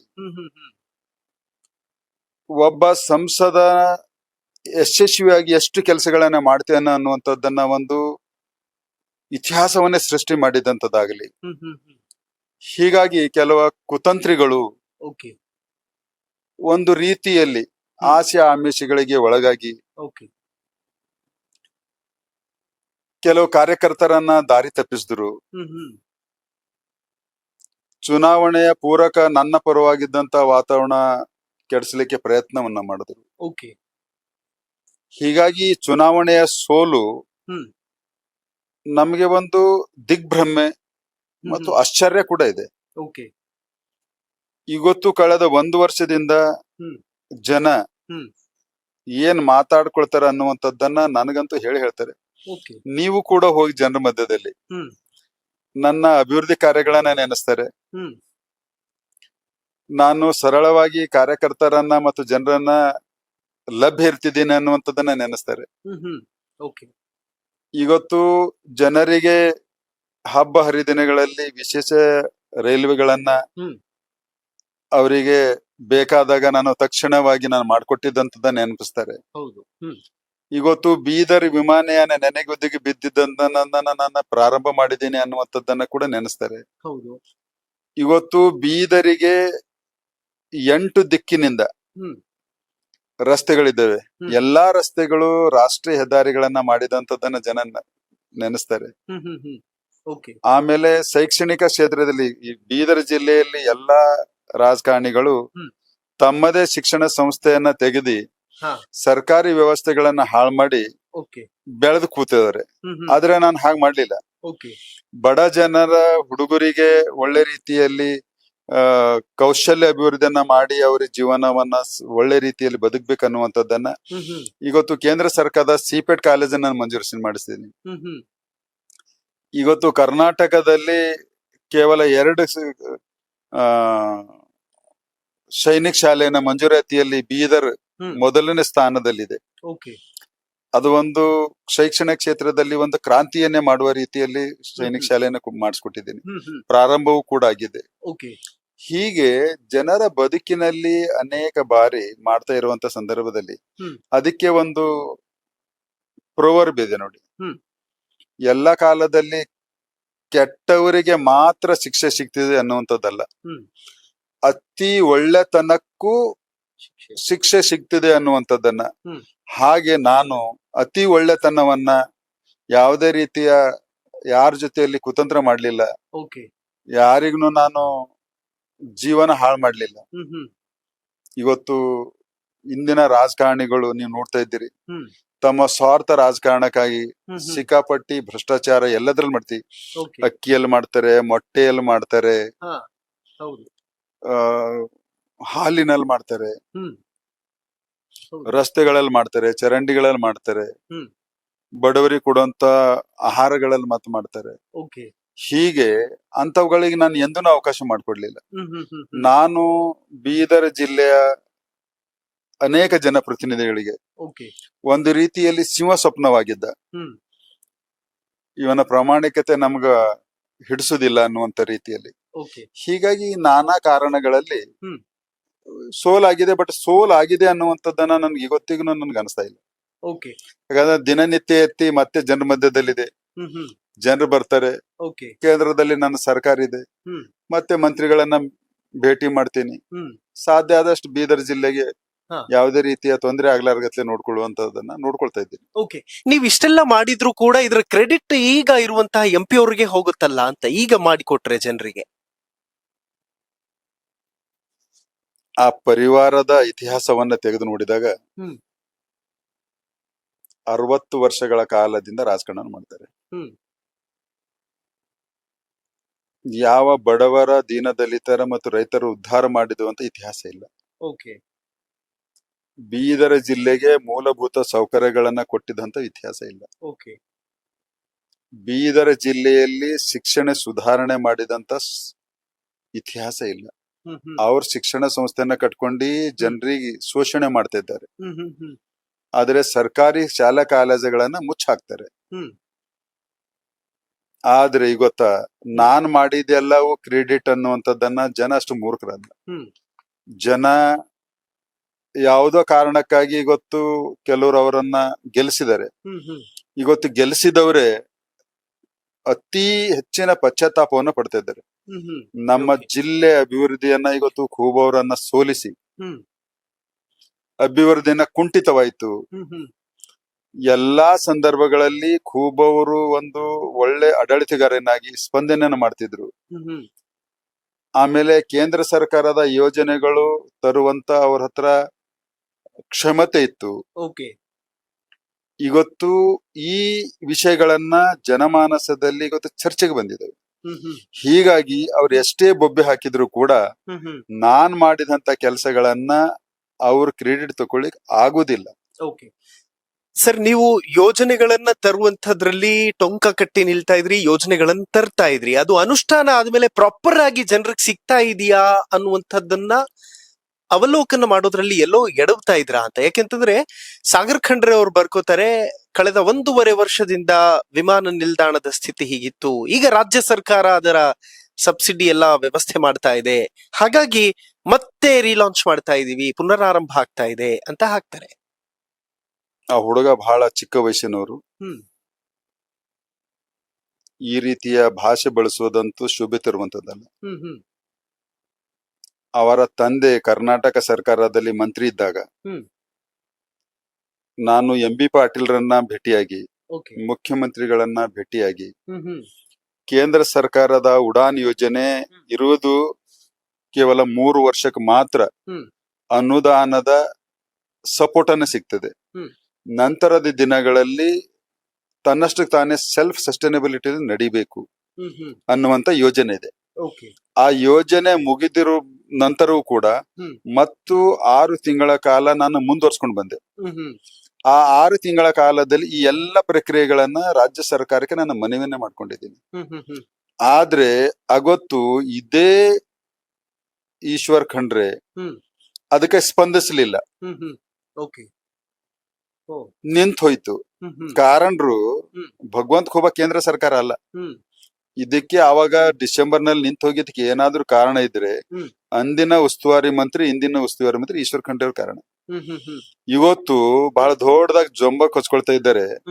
ನಿಮ್ಗೆ ಏನಾದ್ರೂ ಮಾನ ಮರ್ಯಾದೆ ಇದ್ರೆ KKRDB ಹಣ ಕೊಡಿಸೋದು ಬದಲಾಗಿ KKRDB ಹಣ ಎತ್ಕೆ ಈ ಭಾಗ ಹಿಂದುಳಿದಿದೆ, ಕಲ್ಯಾಣ ಕರ್ನಾಟಕ ಭಾಗ ಹಿಂದುಳಿದಿದೆ. ಇಲ್ಲಿ ಮೂಲಭೂತ ಸೌಕರ್ಯಗಳನ್ನ ಹೆಚ್ಚಿನ ಉತ್ತಮ ಗುಣಮಟ್ಟದ ಆಗ್ಬೇಕು ಅನ್ನುವಂಥದ್ದನ್ನ ಅದಕ್ಕಿದೆ. ನಿಮ್ ಹತ್ರ ಏನಾದರೂ ತಾಕತ್ತಿದ್ರೆ ನೀವು ರಾಜ್ಯ ಸರ್ಕಾರದಿಂದ ಹಣ ಕೊಡಿಸ್ಬೇಕಾಗಿತ್ತು, KKRDB ಅಲ್ಲ. ಈ 2025 ಕೋಟಿ ಅಂತ ಸಿದ್ದರಾಮಯ್ಯ ಅವರು ಒತ್ತಿ ಒತ್ತಿ ಹೇಳ್ತಿದ್ರಲ್ಲ ಸರ್, ಬೀದರಿಗೆ ಕೊಟ್ಟಿದ್ದೀವಿ. ಇದು ಕಳೆದ 2 ವರ್ಷಗಳಿಂದ ಜಿಲ್ಲೆಯಲ್ಲಿ ಭ್ರಷ್ಟಾಚಾರ ತಾಂಡವಾಡ್ತಾ ಇದೆ. ಸಂಪೂರ್ಣವಾಗಿ ಆಡಳಿತ ಕುಸಿದು ಹೋಗಿದೆ. ಆಮೇಲೆ ಪೊಲೀಸ್ ರಾಜ್ ಯಾವ ರೀತಿ ಎಮರ್ಜೆನ್ಸಿನಲ್ಲಿತ್ತು ಆ ರೀತಿ ಭಯದ ವಾತಾವರಣವನ್ನ ಸೃಷ್ಟಿ ಮಾಡಿ ಇವತ್ತು ಆಡಳಿತ ನಡೆಸ್ತಿದ್ದಾರೆ ಈಶ್ವರ್ ಖಂಡ್ರೆ ಅವರು. ಯಾವುದೇ ಒಂದೇ ಒಂದು ಅಭಿವೃದ್ಧಿ ಕಾರ್ಯಗಳನ್ನ ಪ್ರಾರಂಭಗೊಂಡಿಲ್ಲ. ಹೀಗಾಗಿ ಜನ ರೊಚ್ಚಿಗೆದ್ದರೆ ಇದನ್ನ ದಿಕ್ಕು ತಪ್ಪಿಸುವ ಒಂದು ಯೋಚನೆಯಲ್ಲಿ ಮುಖ್ಯಮಂತ್ರಿಗಳನ್ನ ಕರೆದು, ಇದೇ ಮುಖ್ಯಮಂತ್ರಿ 2017ರಲ್ಲಿ ಬಂದು ಅನೇಕ ಯೋಜನೆಗಳಿಗೆ ಶಂಕುಸ್ಥಾಪನೆ ಇಟ್ಟಿದ್ರು, ಅವನ್ನೇ ಮತ್ತೆ ಪುನಃ ಇಟ್ಟಿದ್ದಾರೆ. ಬೊಮ್ಮಾಯಿಯವರ ಸರ್ಕಾರದಲ್ಲಿ ಅವರ ದಿನ 36 ಕೆರೆಗಳ ತುಂಬುವುದಾಗ್ಲಿ, ಭಾಲ್ಕಿ ತಾಲೂಕಿನ ಏತ ನೀರಾವರಿ ಆಗ್ಲಿ 1500 ಕೋಟಿ ಯೋಜನೆ ನಮ್ಮ ಸರ್ಕಾರದಲ್ಲಿ ಮಂಜೂರು ಮಾಡಿರೋದು. ಈ ಸರ್ಕಾರ ಬಂದಿದ್ಮೇಲೆ ಒಂದೇ ಒಂದು ನಯಾ ಪೈಸಾ ಅನುದಾನ ಕೊಡ್ಲಿಲ್ಲ. ಇವತ್ತು ಕೂಡ ಅನುದಾನ ಕೊಟ್ಟಿದೆ ಅಂತ ನನ್ಗೆ ಅನ್ಸಲ್ಲ. ಆದ್ರೂ ಕೂಡ ಅದು 1500 ಕೋಟಿ ಅದರನ್ನು ಸೇರಿಸಿದ್ದಾರೆ. ಹೇಗೆ ಸರ್? ಔರಾದ್ನಲ್ಲಿ ಸುಮಾರು 110 KV ಪವರ್ ಸ್ಟೇಷನ್ ಕೇಂದ್ರ ಸರ್ಕಾರದ ಅನುದಾನದಲ್ಲಾಗಿದೆ, ಅದನ್ನು ಕೂಡ ಇದರಲ್ಲಿ ಸೇರಿಸಿದ್ದಾರೆ. ಒಟ್ಟಾರೆ ಜನರಿಗೆ ನಾವು 2025 ಕೋಟಿಯ ಯೋಜನೆಗಳನ್ನ ಕೊಡ್ತಾ ಇದ್ದೀವಿ ಅನ್ನೋಂಥದ್ದು ಬರೀ ಬುರುಡೆ ಬಿಡುವಂತ ಕೆಲಸವನ್ನ ಮಾಡಿದ್ದಾರೆ ಅಷ್ಟೇ. ಓಕೆ, ಅದನ್ನ ಎಕ್ಸ್ಪ್ಲೈನ್ ಮಾಡಬಹುದಾ ಸರ್? ಎಲ್ಲೆಲ್ಲಿಂದ ಎಷ್ಟೆಷ್ಟು ಕೋಟಿ ಹಳೆದನ್ ಕಿತ್ತಿಲ್ ಹಾಕಿದ್ದಾರೆ ಅಂತ ಹೇಳ್ದಲ್ಲ ಇವಾಗ. 1500 ಕೋಟಿ ನಮ್ಮ ಸರ್ಕಾರದಲ್ಲಿ ಕೊಟ್ಟಿರೋದು, ಇನ್ನೂ ಅದಕ್ಕೆ ಇವ್ರು ಹಣ ಇಟ್ಟಿಲ್ಲ. ಓಕೆ, 110 KV ಸ್ಟೇಷನ್, ಅದು 1 ವರ್ಷ ಕೆಳಗಡೆ ನಮ್ಮ ಸರ್ಕಾರದಿಂದ ಆಗಿರೋದು. ಇದು ನಮ್ ಸರ್ಕಾರದಲ್ಲಿ ಬೀದರ್ ಜಿಲ್ಲಾ ಸಂಕೀರ್ಣ 100 ಕೋಟಿ ಯಡಿಯೂರಪ್ಪ ಇದ್ರು ಕೊಟ್ಟಿದ್ದಿತ್ತು. ಈಗ ಅದಕ್ಕೆ 48 ಕೋಟಿ ಜಿಲ್ಲಾ ಕಚೇರಿಯ ಕಟ್ಟಡವನ್ನ ಮಾಡ್ತಾ ಇದ್ದಾರೆ. ಓಕೆ, ಹೀಗೆ ಅನೇಕ ಯೋಜನೆಗಳನ್ನ ಇಂಥವೇ ಅಲ್ಲೇನೋ ಇದು ಮಾಡಿದ್ದಾರೆ. ಜಿಲ್ಲಾ ಉಸ್ತುವಾರಿ ಸಚಿವರಿಗೆ ಏನಾದರೂ ಜಿಲ್ಲಾ ಅಭಿವೃದ್ಧಿಯ ಕಳಕಳಿ ಇದ್ದಾಗ ಈ ಹಳೆ ಯೋಜನೆಗಳನ್ನ ಬಿಟ್ಟು ಇನ್ನೂ ಹೊಸ ಯೋಜನೆಗಳ 2,000 3,000 ಕೋಟಿ ಸರ್ಕಾರದಿಂದ ಅನುದಾನವನ್ನ ತಂದು ಎಲ್ಲಿ ಏನ್ ಕೊರತೆ ಇದೆಯೋ ಆ ಕೊರತೆಯನ್ನ ನಿಗಿಸುವಂತ ಒಂದು ಪ್ರಯತ್ನವನ್ನ ಮಾಡ್ಬೇಕಾಗಿತ್ತು. ಓಕೆ, ಆದ್ರೆ ಆ ಪ್ರಯತ್ನ ಮಾಡ್ಲಿಲ್ಲ. ಅದ್ರ ಬದಲಾಗಿ ದಿಕ್ಕು ತಪ್ಪಿಸುವಂತ ಕೆಲಸವನ್ನ ಮಾಡಿದ್ರು. ಓಕೆ, ಇದು ಬೀದರ್ ಜನತೆ ಗೊತ್ತಿದೆ. ಹೀಗಾಗಿ ಬೀದರ್ ಜನತೆ ಸೂಕ್ಷ್ಮವಾಗಿ ಗಮನಿಸ್ತಾ ಇದ್ದಾರೆ. ಓಕೆ ಸರ್, ನೀವು ಮಾತನಾಡುವ ತನಕ ಆಕ್ಷನ್ ಅಲ್ಲಿ ಬರೋದಿಲ್ಲ ಈಗಿರುವಂತಹ ಸಚಿವರು ಬೀದರ್ನಲ್ಲಿ. ನೀವು ಜನಿವಾರದ ವಿಚಾರ ಮಾತಾಡಿದ್ರಿ, ನೀವು ಮತ್ತೊಂದು ಕಡೆ ಪತ್ರಕರ್ತನ ಮೇಲೆ ಹಲ್ಲೆ ಆಗಿದ್ದನ್ನ ಮಾತಾಡಿದ್ರಿ. ಅಲ್ಲಿ ತನಕ ಅದು ಅವರ ಗಮನಕ್ಕೆ ಬರಲ್ವಾ ಅಥವಾ ಅವ್ರು ಕಾಣದಿಲ್ವಾ, ಹೇಗೆ ಅಂತ? ನೋಡಿ, ಉಸ್ತುವಾರಿ ಸಚಿವರಿಗೆ ಏನಾಗಿ ಹೋಗಿದೆ, ಚುನಾವಣೆಯಲ್ಲಿ ಹಣ ಮತ್ತು ತೋಲ್ಬಳದ ಪ್ರಭಾವವನ್ನ ಬೀರಿ ಚುನಾವಣೆಯನ್ನ ಗೆಲ್ಲಬೇಕು, ನಂತರ ದಿನಗಳಲ್ಲಿ ಭ್ರಷ್ಟಾಚಾರದಲ್ಲಿ ಮುಳುಗಿ ಅವ್ರ ಹತ್ರ ನೈತಿಕತೆ ಎಲ್ಲಿದೆ? ಜನರಿಗೆ ಸ್ಪಂದನೆ ಮಾಡ್ಬೇಕಾದ್ರೆ ತನ್ನ ನೈತಿಕತೆ ಮತ್ತು ಆದರ್ಶ ನಡವಳಿಕೆಗಳು ಬೇಕು. ಅದನ್ನ ಇವತ್ತ ಭ್ರಷ್ಟಾಚಾರ ಮುಳುಗೋಗಿ ಇವತ್ತ ಸಂಪೂರ್ಣವಾಗಿ ಮರ್ತು ಹೋಗಿದ್ದಾರೆ. ಹೀಗಾಗಿ ಈಗ ನನ್ನ ಕರ್ತವ್ಯ ಇದೆ ಮತ್ತು ನಾನು ಅಧಿಕಾರದಲ್ಲಿದ್ದಾಗೂ ಕೂಡ ಬಡವರ ಧ್ವನಿಯಾಗಿ ಸ್ಪಂದನೆ ಮಾಡಿದ್ದೀನಿ. ಇವತ್ತು ಅಧಿಕಾರದಾಗ ಇಲ್ಲ ಅಂದಾಗ ಕೂಡ ಅವರ ಅನ್ಯಾಯದ ವಿರುದ್ಧವಾಗ್ಲಿ, ಭ್ರಷ್ಟಾಚಾರದ ವಿರುದ್ಧವಾಗ್ಲಿ, ಬಡವರ ಅನ್ಯಾಯದ ವಿರುದ್ಧವಾಗ್ಲಿ ನಾನು ಧ್ವನಿಯಾಗಿ ಕೆಲಸ ಮಾಡ್ತಿದ್ದೀನಿ. ಹೀಗಾಗಿ ನನ್ನ ಕರ್ತವ್ಯನ ನಾನು ಮಾಡ್ತಾ ಇದ್ದೀನಿ. ಹೀಗಾಗಿ ಅದಕ್ಕೆ ಅವ್ರ ಸ್ಪಂದನೆ ಮಾಡ್ಲೇಬೇಕಾಗ್ತದೆ. ಹೀಗಾಗಿ ನಾನು ಯಾವಾಗ ಎಲ್ಲೆಲ್ಲಿ ಧ್ವನಿ ಎತ್ತಿದ್ದೀನೋ ಅದಕ್ಕೆ ಸ್ಪಂದನೆ ಮಾಡ್ತಿದ್ದಂತ ಅನೇಕ ಉದಾಹರಣೆಗಳನ್ನ ನಿಮ್ ಗಮನಕ್ಕೆ ಬಂದಿದೆ ಅಂತ ನಾನು ತಿಳ್ಕೊಂಡಿದ್ದೀನಿ. ಓಕೆ ಸರ್, ಸಾಗರ್ ಖಂಡ್ರೆ ಒಬ್ಬ ಯೂತ್ ಇದ್ದಾರೆ, ಇನ್ನು 27 ವರ್ಷ ವಯಸ್ಸು, ರಾಜಕೀಯ ಭವಿಷ್ಯ ಉಜ್ವಲವಾಗಿದೆ ಅಂತ ಸಿದ್ದರಾಮಯ್ಯ ಅವರು ಮಾತಾಡ್ತಾ ಇದ್ರು. ಬೀದರ್ ಭವಿಷ್ಯ ಉಜ್ವಲವಾಗಿದೆಯಾ ಸಾಗರ್ ಖಂಡ್ರೆಯಿಂದ ಅಂತ? ಆ ಮುಖ್ಯಮಂತ್ರಿಗಳಿಗೆ ಬಹುತೇಕ ಅವ್ರಿಗೆ ಹೇಳಿಸಿ ಶಬ್ದನ ಅವ್ರ ಬಾಯಿಲಿಂದ ಹೇಳಿಸಿದಾರೆ ಅಂತ ನನಗೆ ಅನಿಸ್ತದೆ. ಓಕೆ, ಹಂಗ್ ಬೇರೆ ಮಾಡ್ತಾರ ಪಪೆಟ್? ಹಾ, ಮೋಸ್ಟ್ಲಿ ತಂದೆ ಮತ್ತು ಮಗನನ್ನ ಹೊಗಳಿಸ್ಕೊಳ್ಳಿಕ್ಕೆ ಆ ಕಾರ್ಯಕ್ರಮವನ್ನ ಮಾಡಿದ್ದಾರೆ. ನಿಜವಾದ ಅರ್ಥದಲ್ಲಿ 2025 ಕೋಟಿ ಯೋಜನೆಗಳ ಅದು ಸುಮ್ನೆ ತೋರಿಕೆಗೆ ಮಾತ್ರ. ಹೀಗಾಗಿ ನೋಡಿ, ಯಾರು ಉಜ್ವಲ ಭವಿಷ್ಯ ಯಾವ್ದ್ರಲ್ಲಿದೆ ಅನ್ನುವಂಥದ್ದನ್ನ ಸಮಯಕ್ಕೆ ಗೊತ್ತಾಗ್ತದೆ. ಅದ್ರ ಮೇಲೆ ನನಗೆ ಟಿಪ್ಪಣಿ ಮಾಡುವಂತದ್ದೇನು ಅವಶ್ಯಕತೆ ಇಲ್ಲ. ಆದ್ರೆ ಒಂದೇ ಕುಟುಂಬದಲ್ಲಿ ಎಲ್ಲ ಅಧಿಕಾರ ಕೇಂದ್ರೀಕೃತ ಆದ್ಮೇಲೆ ಇವತ್ತು ಸಚಿವರ ತಮ್ಮ DCC ಬ್ಯಾಂಕಿನ ಅಧ್ಯಕ್ಷರಾಗಿದ್ದಾರೆ. ಸಂಪೂರ್ಣವಾಗಿ ಇವತ್ತು ದಿವಾಳಿ ಆಗ್ತಾ ಇದೆ. ಆ ಬ್ಯಾಂಕಿನಿಂದ ರೈತರಿಗಾಗಲಿ ಸ್ವಸಹಾಯ ಗುಂಪುಗಳಿಗಾಗ್ಲಿ ಸಾಲ ಸಿಗುವಂತದ್ದನ್ನ ಇವತ್ತು 1.5 ವರ್ಷದಿಂದ ಸಂಪೂರ್ಣವಾಗಿ ನಿಲ್ಲಿಸಿದ್ದಾರೆ. ಇವತ್ತು ಇದೇ ಈಶ್ವರ್ ಖಂಡ್ರೆ BSSK ಅನ್ನ ಚಾಲು ಮಾಡ್ತೀವಿ ಅಂತ ಹೇಳಿದ್ರು. ಇವತ್ತು ಅವರ ತಮ್ಮ ಅದರ ಅಧ್ಯಕ್ಷ ಆದ್ಮೇಲೆ ಅದನ್ನ ಸಂಪೂರ್ಣವಾಗಿ ಅವರು DCC ಬ್ಯಾಂಕಿನ ಹತೋಟಿಯಲ್ಲಿ ತಗೊಂಡ್ಬಿಟ್ಟಿದ್ದಾರೆ. ಮತ್ತು ನಾರಂಜ ಸಹಕಾರ ಸಕ್ಕರೆ ಕಾರ್ಖಾನೆಗೆ ಕಿರುಕುಳ ಕೊಡ್ತಾ ಇದ್ದಾರೆ. ಇವತ್ತು ನನ್ನ ಮತಕ್ಷೇತ್ರದಲ್ಲೇ ಬರುವಂತ ತಾಲೂಕು ಚಿಂಚೋಳಿಯಲ್ಲಿ ಶುಗರ್ ಫ್ಯಾಕ್ಟರಿಯನ್ನ ಇದೇ ಈಶ್ವರ್ ಖಂಡ್ರೆ ಕಿರುಕುಳ ಕೊಟ್ಟಿ 1 ವರ್ಷ ಇವತ್ತು ನಮ್ಮ ರೈತರು ಬೀದಿಗೆ ಬಿದ್ರು. ಇಂತಹ ಒಂದು ಮಾನಸಿಕತೆ ಇದ್ದಾಗ ಆ ಕುಟುಂಬದಿಂದ ಜನಪ್ರತಿನಿಧಿ ಆದ್ಮೇಲೆ ಈ ಜಿಲ್ಲೆ ಅಭಿವೃದ್ಧಿ ಆಗ್ಲಿಕ್ಕೆ ನಾವು ವಿಚಾರ ಮಾಡ್ಲಿಕ್ಕೆ ಸಾಧ್ಯನಾ? ಖಂಡಿತವಾಗಿಯೂ ಸಾಧ್ಯ ಇಲ್ಲ. ಯಾಕಂದ್ರೆ ಆ ಇತಿಹಾಸದ ತೆಗೆದು ನೋಡಿದಾಗ ಬರೀ ಬೇರೆಯವ್ರ ಆಸ್ತಿ ಗುಳು ಮಾಡಿದ್ದೇ ಇದೆ ಅವ್ರ ಕುಟುಂಬದಲ್ಲಿ. ಬೇರೆಯವರು ಭಯ ಹುಟ್ಟಿಸಿ ಒತ್ತಡವನ್ನ ಹಾಕಿ ರಾಜಕಾರಣವನ್ನ ಮಾಡಿದ್ದಿದೆ. ಎಂದನು ಸಾತ್ವಿಕ ಮತ್ತು ಸರಳವಾಗಿ ಅವರ ರಾಜಕೀಯ ಜೀವನವನ್ನು ಈ ಜಿಲ್ಲೆ ಜನತೆ ನೋಡೇ ಇಲ್ಲ. ಹೀಗಾಗಿ ಆ ಕುಟುಂಬದಿಂದ ಮುಖ್ಯಮಂತ್ರಿಗಳನ್ನ ಹೇಳಿದಾರ, ಉಜ್ವಲ ಭವಿಷ್ಯ ಅವ್ರಿಗೆ ಸಂಬಂಧಪಟ್ಟಿದ್ದು, ಆದ್ರೆ ಜಿಲ್ಲೆಯ ಭವಿಷ್ಯವಂತೂ ಹಾಳಾಗ್ತಾ ಇದೆ.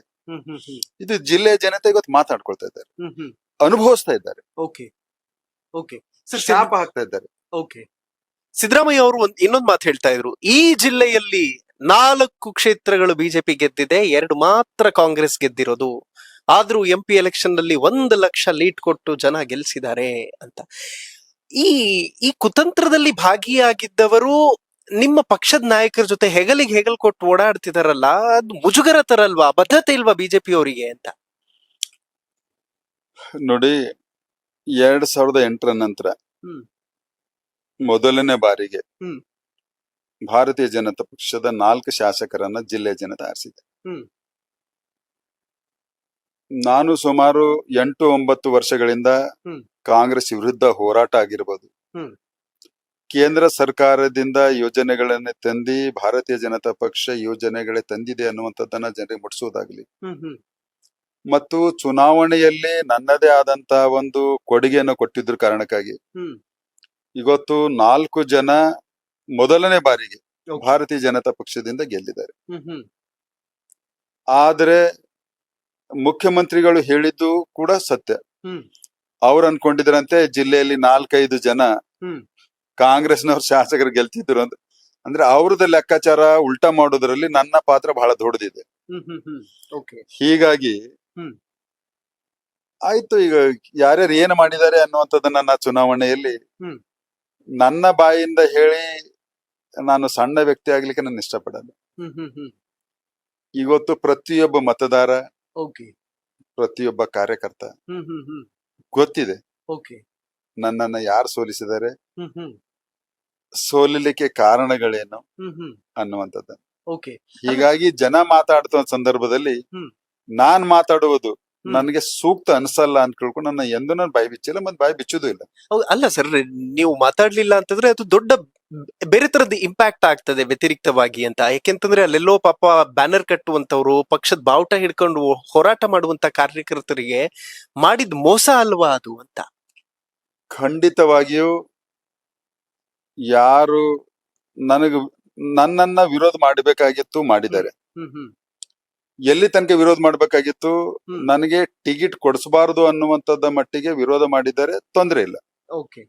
ಟಿಕೆಟ್ ಕೊಟ್ಟಿದ ಮೇಲೆ ವರಿಷ್ಠರ ನಿರ್ಣಯಕ್ಕೆ ಬದ್ಧರಾಗಿ ಪಕ್ಷದ ನಿಷ್ಠಾವಂತ ಕಾರ್ಯಕರ್ತರಾಗಿ ಚುನಾವಣೆಯಲ್ಲಿ ಕೆಲಸ ಮಾಡಬೇಕಾಗಿತ್ತು ಕೆಲವರು. ಆದ್ರೆ ಅದರ ವ್ಯತಿರಿಕ್ತವಾಗಿ ನಡ್ಕೊಂಡಿದ್ದನ್ನ ಇವತ್ತು ಜಗಜಾಹೀರಿದೆ. ನಾನು ಯಾರ ಹೆಸರು ಹೇಳಕ್ ಇಷ್ಟಪಡುವುದಿಲ್ಲ, ಅವ್ರ ಹೆಸರು ನಾನು ಬಾಯಲ್ಲಿ ತಗೊಳ್ಳಕ್ಕೂ ನಾನು ಇಷ್ಟಪಡುವುದಿಲ್ಲ. ಆದ್ರೆ ನೀವೇನ್ ಹೇಳಿದ್ರಿ, ಕಾರ್ಯಕರ್ತ ಬ್ಯಾನರ್ ಕಟ್ಟ ಹುಡುಗರು, ಬಂಟಿಂಗ್ ಕಟ್ಟ ಹುಡುಗರು, ಬೇಜಾರಾಗ್ತದೆ. ಖಂಡಿತವಾಗಿಯೂ ಲಕ್ಷಾನ ಗಟ್ಲೆ ಕಾರ್ಯಕರ್ತರಿಗೆ ಗೊತ್ತು ಆ ಬೇಜಾರವನ್ನ ಅವ್ರ ಮನಸ್ಸಲ್ಲಿ ಇದೆ, ಮತ್ತೆ ವ್ಯಕ್ತ ಕೂಡ ಪಡಿಸ್ತಾ ಇದ್ದಾರೆ.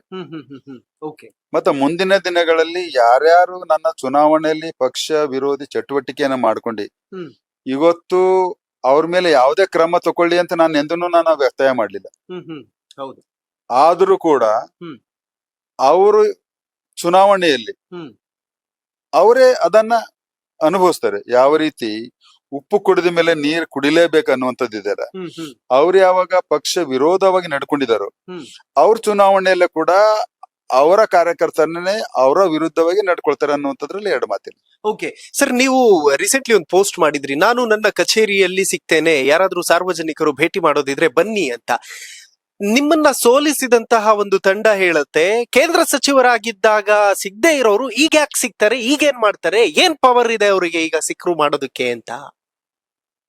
ಬಹುತೇಕ ಈ ರೀತಿಯ ನನ್ನ ಮೇಲೆ ಟಿಪ್ಪಣಿ ಮಾಡುವವರಿಗೆ ತಲೆ ಕೆಟ್ಟಿದೆ ಅಂತ ಅನಿಸ್ತದೆ.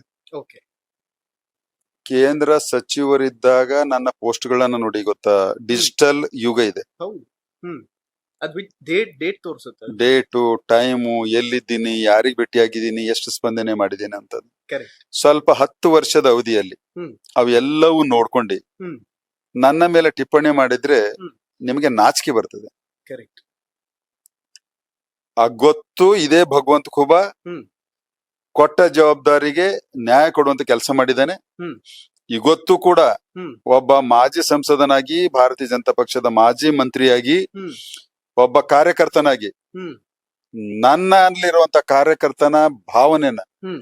ಸ್ಪಂದನೆ ಮಾಡೋದ್ರಲ್ಲಿ ನನಗೆ ಅಧಿಕಾರ ಮುಖ್ಯ ಅಲ್ಲ. ಕರೆಕ್ಟ್. ಇವತ್ತು ನಾನು ಸಂಸದನಾಗಿ ಇಲ್ಲಿದ್ದರೂ ಕೂಡ ಹ್ಮ್. ಕೇಂದ್ರ ಸರ್ಕಾರದ ಸಚಿವರುಗಳ ಹತ್ರ ಹೋದಾಗ ಸಂಸದನಾಗಿದ್ದಾಗಿನಕ್ಕಿಂತನೂ ಜಾಸ್ತಿ ಹ್ಮ್. ಗೌರವ ನನಗೆ ಕೊಡ್ತಾರೆ. ಹ್ಮ್. ಹ್ಮ್. ಹೀಗಾಗಿ ಅಂತಹ ಮೂರ್ಖರಿಗೆ ಹ್ಮ್. ನಾನು ಮಾಡುವಂತ ಕಾರ್ಯವನ್ನ ಹ್ಮ್. ಎಲ್ಲಿ ಗೊತ್ತಾಗ್ಬೇಕು, ಹ್ಮ್. ಹ್ಮ್. ಕರೆಕ್ಟ್. ಎಲ್ಲಿ ಗೊತ್ತಾಗ್ಬೇಕು? ಹೌದು. ನನ್ನ ಕಾರ್ಯವನ್ನ ನಾನು ಮಾಡ್ಕೋತಾ ಇರ್ತೀನಿ. ಹ್ಮ್. ಮತ್ತೊಂದು ಹ್ಮ್. ಅಟಲ್ ಜಿ ಅವರು ಹೇಳಿದ್ದಾರೆ, ಹ್ಮ್. ಸಬ್ ಮಾಜಿ ಹೋ ಜಾತೆ ಹೈ, ಹ್ಮ್. प्रधानमंत्री, मुख्यमंत्री, एमपी, एमएलए, प्रेसिडेंट, ಓಕೆ. लेकिन एक भारतीय जनता पार्टी का कार्यकर्ता कभी माजी नहीं होता. ಕರೆಕ್ಟ್. ಹ್ಮ್. ಹೌದು. ಅಂತಹ ಒಂದು ಮಹಾನ ವ್ಯಕ್ತಿಗಳ ಸಂದೇಶವನ್ನ ನನ್ನ ಹೃದಯದಲ್ಲಿದೆ. ಹ್ಮ್. ನಾನು ಎಂದೂ ಮಾಜಿ ಆಗಲ್ಲ. ಹ್ಮ್. ಬಹುತೇಕ ಯಾರು ಮಾಜಿ ಅಂತ ತಿಳ್ಕೊಂಡಿದಾರಲ್ಲ ಹ್ಮ್. ಅವರ ಮೂರ್ಖತನ ಇದೆ, ಮೂರ್ಖತನದ ವಿಚಾರವಿದೆ.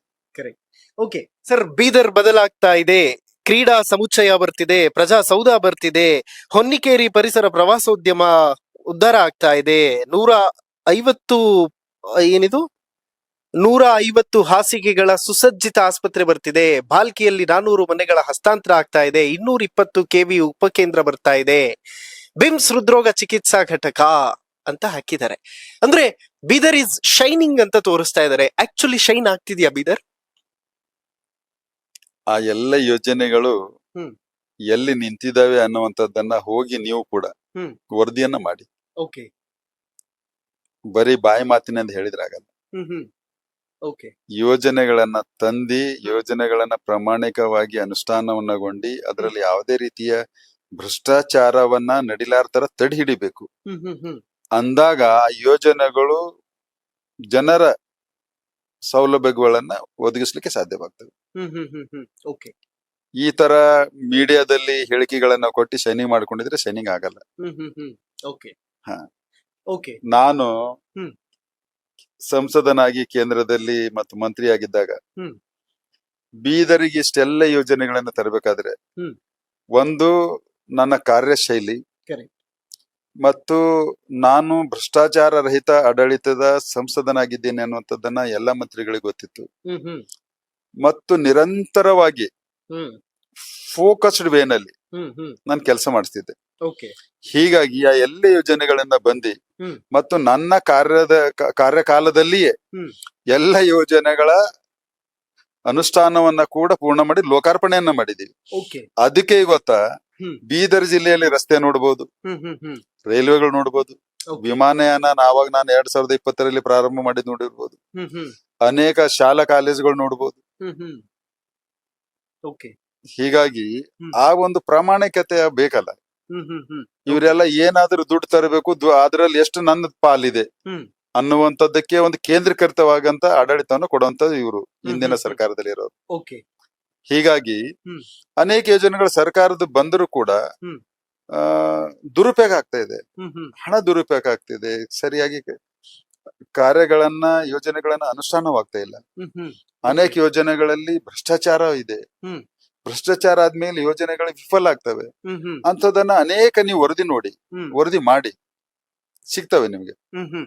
ಸಾಗರ್ ಖಂಡ್ರೆ ಅವರು ಮಾತಾಡ್ತಾ ಇದ್ದಾರೆ, ಸದನದಲ್ಲಿ ನಮ್ಮ ಧ್ವನಿ ರೀಚ್ ಆಗ್ತಾ ಇದೆ. ಬೀದರ್ನ ಸಂಸದರು ನಾವು ಮಾತಾಡಿದ್ ನೋಡೇ ಇಲ್ಲ ಈ ಹಿಂದಿನ ಸಂಸದರು ಅನ್ನೋದೊಂದು ಪೋಸ್ಟ್ ನೋಡ್ತಾ ಇದ್ದೆ ಬೆಳಿಗ್ಗೆ ನಾನು. ಯಾರು ನಾನು ಸಂಸದನಲ್ಲಿ ಮಾತನಾಡಿಲ್ಲ ಅನ್ನುವಂಥದ್ದನ್ನ ಇದ್ದಾರೋ, ಹ್ಮ್. ನನ್ನ 10 ವರ್ಷದ ಕಾರ್ಯಕಾಲದಲ್ಲಿ ಹ್ಮ್. ಲೋಕಸಭೆಯಲ್ಲಿ ರೆಕಾರ್ಡ್ ಇದೆ. ರೆಕಾರ್ಡ್ ಇರುತ್ತೆ. ನಾನು ಎಷ್ಟು ಪ್ರಶ್ನೆಗಳನ್ನ ಕೇಳಿದ್ದೀನಿ, ಎಷ್ಟು ನಾನು ಮಾತಾಡಿದ್ದೀನಿ ಅನ್ನುವಂಥದ್ದನ್ನ. ದಯಮಾಡಿ ಅವರಿಗೆ ಹ್ಮ್. ನಾನು ನಿಮ್ಗೆ ಏನು ನಾನು ಮಾಡಲ್ಲ, ಹ್ಮ್. ಅದನ್ನೇ ನೀವು ಕನ್ನಡಿಯಲ್ಲಿ ನೋಡ್ಕೊಳ್ಳಿ. ಹ್ಮ್. ಹ್ಮ್.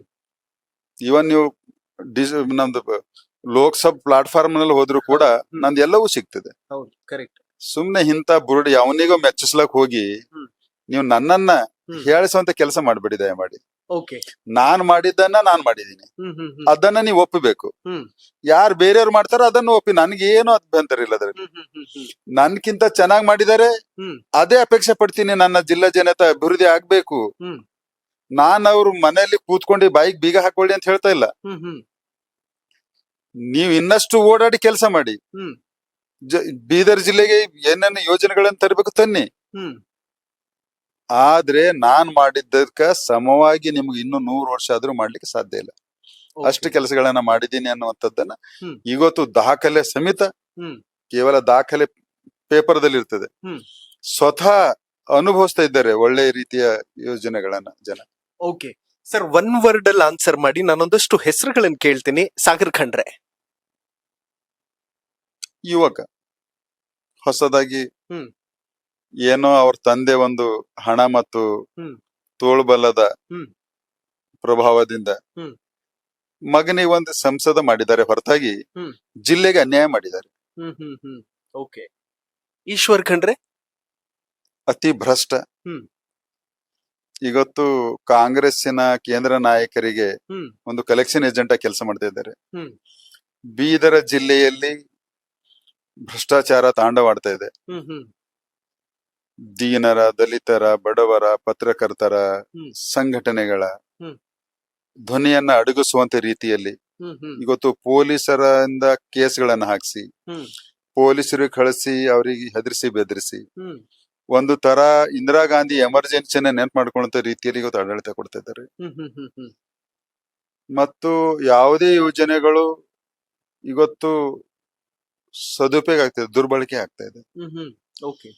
ಮತ್ತು ಇವತ್ತು ಪ್ರಧಾನ ಮಂತ್ರಿ ಆವಾಸ್ ಯೋಜನೆಯಲ್ಲಿ ಪ್ರಧಾನ ಮಂತ್ರಿ ಅವರ ನರೇಂದ್ರ ಮೋದಿ ಅವರ ಸರ್ಕಾರದಿಂದ ಬಡವರಿಗೆ ಮನೆ ಸಿಕ್ಕಿದೆಲ್ಲ ಅವ್ರ ಮಗನಿಗೆ ಹಚ್ಚಿ ಊರೂರೆಲ್ಲ ಓಡಾಡಿಸ್ತಾ ಇದ್ದಾರೆ. ನಾನ್ ತಂದಿದ್ದೆ. ನನ್ನ ಅವಧಿಯಲ್ಲಿನೇ ನರೇಂದ್ರ ಮೋದಿ ಅವರು ಬಡವರಿಗೆ ಯಾರ್ಯಾರಿಗೆ ಮನೆ ಇಲ್ಲ ಅನ್ನುವಂಥದ್ದನ್ನ ಸರ್ವೆಯನ್ನ ಮಾಡಿ ಲಿಸ್ಟ್ ಅನ್ನ ಮಾಡಿದ್ದೆ. ಅದ್ರ ಅನುಗುಣವಾಗಿ ಇವತ್ತು ಮನೆಗಳನ್ನ ಬರ್ತಾ ಇದ್ದೇವೆ. ಅಂದ್ರೆ ಇವ್ರದ್ದು ಈ ತರ ತೋರಿಸ್ಕೊಳ್ಳೋದಿದೆ. ಆಮೇಲೆ ಇವತ್ತ ಒಂದು ರಾಕ್ಷಸ ಪ್ರವೃತ್ತಿಯಿಂದ ಜನಪ್ರತಿನಿಧಿಗೆ ವರ್ತಿಸ್ತಾ ಇದ್ದಾರೆ. ಜನ ಬೇಸತ್ತಿದ್ದಾರೆ, ಸಿಕ್ಕಾಪಟ್ಟಿ ಆಕ್ರೋಶ ಇದೆ. ಕೇವಲ ರಾಜಕೀಯ ಮ್ಯಾನೇಜ್ಮೆಂಟ್ ಮಾಡ್ಕೊಂಡು ಎಲ್ಲರಿಗೆ ಹಿಂದಿಟ್ಕೊಂಡು ಧ್ವನಿ ಎತ್ಲಾರ್ಗತ್ಲೆ ಮಾಡಿದ್ರೆ ನೀವು ಮತ್ತೊಬ್ಬರು ಧ್ವನಿ ಎತ್ಲಾರ್ಗತ್ಲೆ ನೀವು ಮಾಡಬಹುದು. ಆದ್ರೆ ಭಗವಂತಕ್ಕೆ ಹೋಗ್ಬಂದು ಜನಪರವಾದಂತ ಧ್ವನಿ, ಜನಪರವಾದಂತ ಕಾಳಜಿ, ಅನ್ಯಾಯದ ವಿರುದ್ಧವಾದಂತ ಕಾಳಜಿ, ಭ್ರಷ್ಟಾಚಾರದ ವಿರುದ್ಧ ಇರುವಂತ ನನ್ನ ಮಾನಸಿಕತೆಗೆ ನೀವು ಎಂದೂ ನಿಮ್ಮ ಜೀವನ ಪರ್ಯಂತ ಇರುವವರೆಗೆ ನನ್ನ ಧ್ವನಿಗೆ ನೀವು ಅಡಗಿಸ್ಲಿಕ್ಕೆ ಸಾಧ್ಯ ಇಲ್ಲ. ಓಕೆ. ಭಗವಂತ ಖೂಬಾ ಅವರು, ಶೈಲೇಂದ್ರ ಬೆಳದಾಳೆ ಮತ್ತು ಶರಣು ಸಲಗಾರ್ ಮತ್ತು ಪ್ರಭು ಚೌಹಾಣ್ ಶಾಸಕರ ಕೆಲಸ ಮಾಡ್ತಾ ಇದ್ದಾರೆ. ಅವ್ರವ್ರ ಕ್ಷೇತ್ರದ ಜನ ಅವ್ರಿಗೆ ಏನು ಹೇಳ್ಬೇಕಾಗದ್ ಹೇಳ್ತದೆ. ಮುಂದಿನ ದಿನಗಳಲ್ಲಿ ಉತ್ತರ ಸಿಗುತ್ತೆ ಅಂತ ಇಲ್ಲ, ಏನ್ ಮಾಡ್ತಾರೆ, ಎಲ್ಲರಿಗೆಲ್ಲ ಉತ್ತರ ಕೊಡೋರು ಇದ್ದಾರೆ ಅಲ್ಲ. Okay okay, all right. Well sir, final question, last question ಇದೆ ಆಕ್ಚುಲಿ. ನನಗೆ ಇದನ್ನ ಬೇರೆಯವರು ಬೇರೆ ಬೇರೆ ರೀತಿಯಲ್ಲಿ ಕಂಪ್ಯಾರಿಸನ್ ಮಾಡಿ ಹೇಳ್ತಾ ಇದ್ರು. ಒಬ್ಬ ಚಿಕ್ಕ ಹುಡುಗನ ಮುಂದೆ ಕೇಂದ್ರ ಸಚಿವರು ಸೋತು ಸುಣ್ಣ ಆಗ್ಬಿಟ್ರು ಅಂತಾರೆ. ಪ್ರಜಾಪ್ರಭುತ್ವದಲ್ಲಿ ಯಾರು ಚಿಕ್ಕವರು ಯಾರು ದೊಡ್ಡವರು ಅನ್ನುವಂಥದ್ದನ್ನ ಅಳತೆ ಗೋಲಲ್ಲ. ಓಕೆ. ನಾನು 2014ರಲ್ಲಿ ಜನ ನನ್ನನ್ನ ಗೆಲ್ಲಿಸಿದಾಗ ನನ್ನ ಎದುರಾಳಿ ಕರ್ನಾಟಕ ರಾಜ್ಯದ ಮಾಜಿ ಮುಖ್ಯಮಂತ್ರಿಗಳಿದ್ರು. ಆದ್ರೆ ನನ್ನ ಜೀವನದಲ್ಲಿ ನಾನು ಧರ್ಮ್ ಸಿಂಗ್ ಅವರನ್ನ ಸೋಲಿಸಿದ್ದೀನಿ ಅನ್ನುವಂಥದ್ದನ್ನ ಶಬ್ದ 10 ವರ್ಷಗಳ ಕಾಲ ನಾನು ಬಂದಿಲ್ಲ. ಯಾಕಂದ್ರೆ ಜನ ನನ್ನನ್ನ ಆರಿಸಿದ್ರು ಅಷ್ಟೇ. ಇದು ಪ್ರಜಾಪ್ರಭುತ್ವದ ವ್ಯವಸ್ಥೆ ಇದೆ. ಹೀಗಾಗಿ ಸುಟ್ಟ ಸುಣ್ಣ ಅನ್ನುವಂಥದ್ದನ್ನ ಇದು ಅಹಂಕಾರದ ಮಾತು, ಆಮೇಲೆ ಬುದ್ಧಿಹೀನತೆಯ ಮನಸ್ಥಿತಿಯ ಮಾತು. ಕರೆಕ್ಟ್. ಇಂತಹ ಶಬ್ದಗಳು ಸಾರ್ವಜನಿಕ ಜೀವನದಲ್ಲಿ ಶೋಭೆ ತರುವಂತದ್ದಲ್ಲ. ಹೀಗಾಗಿ ನಾನು ಯಾವ ಕ್ಷೇತ್ರದಲ್ಲಿಯೂ ನಾನು ಸುಣ್ಣಾಗ್ಲಿಕ್ಕೆ ಸಾಧ್ಯ ಇಲ್ಲ. ನನ್ನಲ್ಲಿರುವಂತ ಮನಸ್ಸಿನಲ್ಲಿರುವಂತ ಯೌವನ ಹ್ಮ್. ಮತ್ತು ಮಿಡಿತ, ಹಾ. ಕಳಕಳಿ ಸದಾ ನನ್ನನ್ನ ಯುವಕನಾಗಿಟ್ಟಿದ್ದಾವೆ. ಓಕೆ. ಸದಾ ಜನರಿಗೆ ಉತ್ತರದಾಯಿತು ಅನ್ನುವಂತ ಭಾವನೆಯನ್ನ ನನ್ನಲ್ಲಿ ಮೂಡಿಸ್ತಾ ಇರ್ತೇವೆ. ಓಕೆ. ಮತ್ತು ಈ ಸಮಾಜ ನನಗೆ ಕೊಟ್ಟಿದೆ. ಹ್ಮ್. ನಾನು ಸದಾ ಸಮಾಜಕ್ಕೆ ನನ್ನ ಏನಾದ್ರೂ ಅಳಿಲಿ ಸೇವೆ ಮಾಡ್ಬೇಕನ್ನುವಂತ ಭಾವನೆಯಿಂದ ನಿರಂತರವಾಗಿ ನಾನು ಕೆಲಸ ಮಾಡ್ತಿರ್ತೀನಿ. ಹೀಗಾಗಿ ಯಾವುದೇ ಕ್ಷೇತ್ರದಲ್ಲಿ ಓಕೆ. ಇದೇ ಕೊನೆ ಅನ್ನುವಂಥದ್ದನ್ನೆಲ್ಲ. Correct. ಮತ್ತು ನಾನು ರಾಜಕೀಯಕ್ಕೆ ಬರುವುದಕ್ಕಿಂತ ಮುಂಚೆ ಬಹಳಷ್ಟು ದೊಡ್ಡ ಸಾಮ್ರಾಜ್ಯವನ್ನ ಕಟ್ಟಬೇಕು ಅಂತ ಆಸೆ ಇಟ್ಕೊಂಡು ನಾನು ಬಂದವನಲ್ಲ. ಪಕ್ಷ ಏನೇನು ಜವಾಬ್ದಾರಿ ಸಂಘಟನೆಯಲ್ಲಿ ಕೊಟ್ಟಿತ್ತು ಆ ಸಂಘಟನೆಯಲ್ಲಿ ಜವಾಬ್ದಾರಿಯನ್ನ ಚಾಚು ತಪ್ಪದೆ ಸುಸೂತ್ರವಾಗಿ ಮಾಡ್ಕೊಂಡು ಬಂದಿದ್ದೀನಿ. ಓಕೆ. ಅದನ್ನ ನೋಡಿ ನನಗೆ ಅವಕಾಶ ಮಾಡಿಕೊಡ್ತು ಚುನಾವಣೆಗಳನ್ನ ಎದುರಿಸ್ಲಿಕ್ಕೆ. ಎದುರಿಸ್ದೆ, ಜನ ಗೆಲ್ಲಿಸಿದ್ರು. ಸಿಕ್ಕ ಜವಾಬ್ದಾರಿಯನ್ನ ಮತ್ತೆ ಜನರಿಗೆ ಒಂದು ಅಳಿಲಿ ಸೇವೆಯನ್ನ ಮಾಡುವಂತ ಪ್ರಯತ್ನದಲ್ಲಿ ಯಶಸ್ವಿಯನ್ನಾಗಿದ್ದೀನಿ. ಹೀಗಾಗಿ ಯಾರೋ ಮೂರ್ಖರು ಚುನಾವಣೆಯಲ್ಲಿ ಸೋತರು, ಸುಣ್ಣಾದ್ರು ಅನ್ನುವಂಥದ್ದನ್ನ ಅವರ ವ್ಯಕ್ತಿತ್ವ ಮತ್ತು ಅವರ ಕುಟುಂಬದ ಸಂಸ್ಕೃತಿ ತೋರಿಸ್ತಿದೆ ಹೊರತಾಗಿ ನನ್ಗೆ ಯಾವ ರೀತಿಯ ನನ್ನ ಮೇಲೆ ಅದು ನಕಾರಾತ್ಮಕ ಪರಿಣಾಮನ ಬೀರುವುದಿಲ್ಲ. ಓಕೆ ಸರ್, ಸಾಗರ್ ಖಂಡ್ರೆ ಅವ್ರ ಬಗ್ಗೆ ಒಂದು ಆರೋಪ ಕೂಡ ಬರ್ತಾ ಇದೆ. ಅಂದ್ರೆ ಜನರಿಗೆ ಈಸಿ ಆಕ್ಸೆಸ್ ಇಲ್ಲ, ಕೈಗ್ ಸಿಗಲ್ಲ, ಕಮ್ಯುನಿಕೇಟ್ ಮಾಡಕ್ ಬರಲ್ಲ ಅಂತ. ನೀವು ಆಸ್ ಎ ಸೀನಿಯರ್ ನೀವು ನೋಡಿದ ಹಾಗೆ ಪ್ರಾಪರ್ ವೇ ಅಲ್ಲಿ ಹೋಗ್ತಿದ್ದಾರೆ ಅಂತ ಅನಿಸ್ತದ ತಮಗೆ? ನೋಡಿ, ನಾನು ಕಳೆದ 10 ವರ್ಷದ ಸಂಸದನ ಅವಧಿಯಲ್ಲಿ ಒಂದು ಫುಲ್ ಫ್ಲೆಡ್ಸ್ ಆಫೀಸ್ ನಾನು ಮಾಡ್ಕೊಂಡು ಜನರ ಸೇವೆಯನ್ನ ಮಾಡಿದೆ. ಜಿಲ್ಲೆಯಲ್ಲಿ ಯಾವ ಜನಪ್ರತಿನಿಧಿಯು ಫುಲ್ ಫ್ಲೆಡ್ಸ್ 24 hours ಪ್ರತಿನಿತ್ಯ ಕಚೇರಿ ತೆರೆದಿಡುವಂತದ್ದು ಯಾವ ಜನಪ್ರತಿನಿಧಿನೂ ನಾನು ನೋಡ್ಲಿಲ್ಲ ಜಿಲ್ಲೆಯಲ್ಲಿ. ಅದನ್ನ ನಾನು ಮಾಡಿದ್ದೆ. ಇವತ್ತು ಜನನೇ ಈ ಮಾತಾಡ್ತಾ ಇದ್ದಾರಂದ್ರೆ ಖಂಡಿತವಾಗಿಯೂ ಮತ್ತೆ ಅದನ್ನ ಅವ್ರ ಗಮನಕ್ಕೆ ಬಂದಿರಬೇಕು. ನಾನಂತೂ ನೋಡ್ಲಿಲ್ಲ. ಈಗ ಯಾವಾಗಾರ ಈ ಮೇನ್ ರಸ್ತೆಯಲ್ಲಿ ಹೋಗೋ ಕಾಲಕ್ಕ ಸಾಗರ್ ಖಂಡ್ರೆ ಅವರ ಸಂಸದರ ಕಚೇರಿ ಅಂತಿದೆ. ಯಾವಾಗ ನೋಡಿದಾಗ ಶಟರ್ ಬಂದಿರ್ತದೆ. ಎಂದು ನಾ ಶಟರ್ ತೆಗೆದು ನೋಡಿದ್ದು ನಾನು ನೋಡ್ಲೇ ಇಲ್ಲ. ಅಂದ್ರೆ ಜನ ಸಹಜವಾಗಿ ಕೈಗೆ ಸಿಗ್ಲಿಕ್ಕಿಲ್ಲ ಅಂತ ನಂತದನ್ನ ಇವತ್ತು ಅನುಭವಿಸ್ತಾ ಇದ್ದಾರೆ. ಅಷ್ಟೇ ಹೇಳಬಲ್ಲೆ. ಓಕೆ, ವೆಲ್, ಅದೇನೇ ಇದ್ರೂ ಕೂಡ ಮುಂದಿನ ದಿನಗಳಲ್ಲಿ ಉತ್ತರ ಸಿಗುತ್ತೆ ಬಿಡಿ ಸರ್ ಎಲ್ಲದಕ್ಕೂ. ಥ್ಯಾಂಕ್ ಯು ಸೋ ಮಚ್ ಇಷ್ಟೊತ್ತು ನಮಗೆ ಸಮಯ ಕೊಟ್ಟಿದ್ದಕ್ಕೆ. ಹಿದಾಯತ್ ಅವರೇ, ನಿಮ್ಮ ಎಲ್ಲ ವೀಕ್ಷಕರಿಗೆ ಪ್ರಶ್ನೆಗಳನ್ನ ಕೇಳಿದಕ್ಕೆ ನಾನೇನು ಬಣ್ಣದ ಮಾತಾಡ್ಲಿಕ್ಕೆ ಆಗ್ಲಿಲ್ಲ, ನನಗ್ ಬರುವುದೂ ಇಲ್ಲ. ಇದ್ದ ಹಾಗೆ ಮಾಡಿದ್ದನ್ನ ಮಾಡಿದ್ದೇನೆ ಅಂತ ಹೇಳಿದ್ದೀನಿ. ಮತ್ತ ಮನಸ್ಸಿನಲ್ಲಿರುವಂತ ಕಳ್ಕಳಿಯನ್ನ ತೋರಿಸ್ಕೊಂಡಿದ್ದೀನಿ.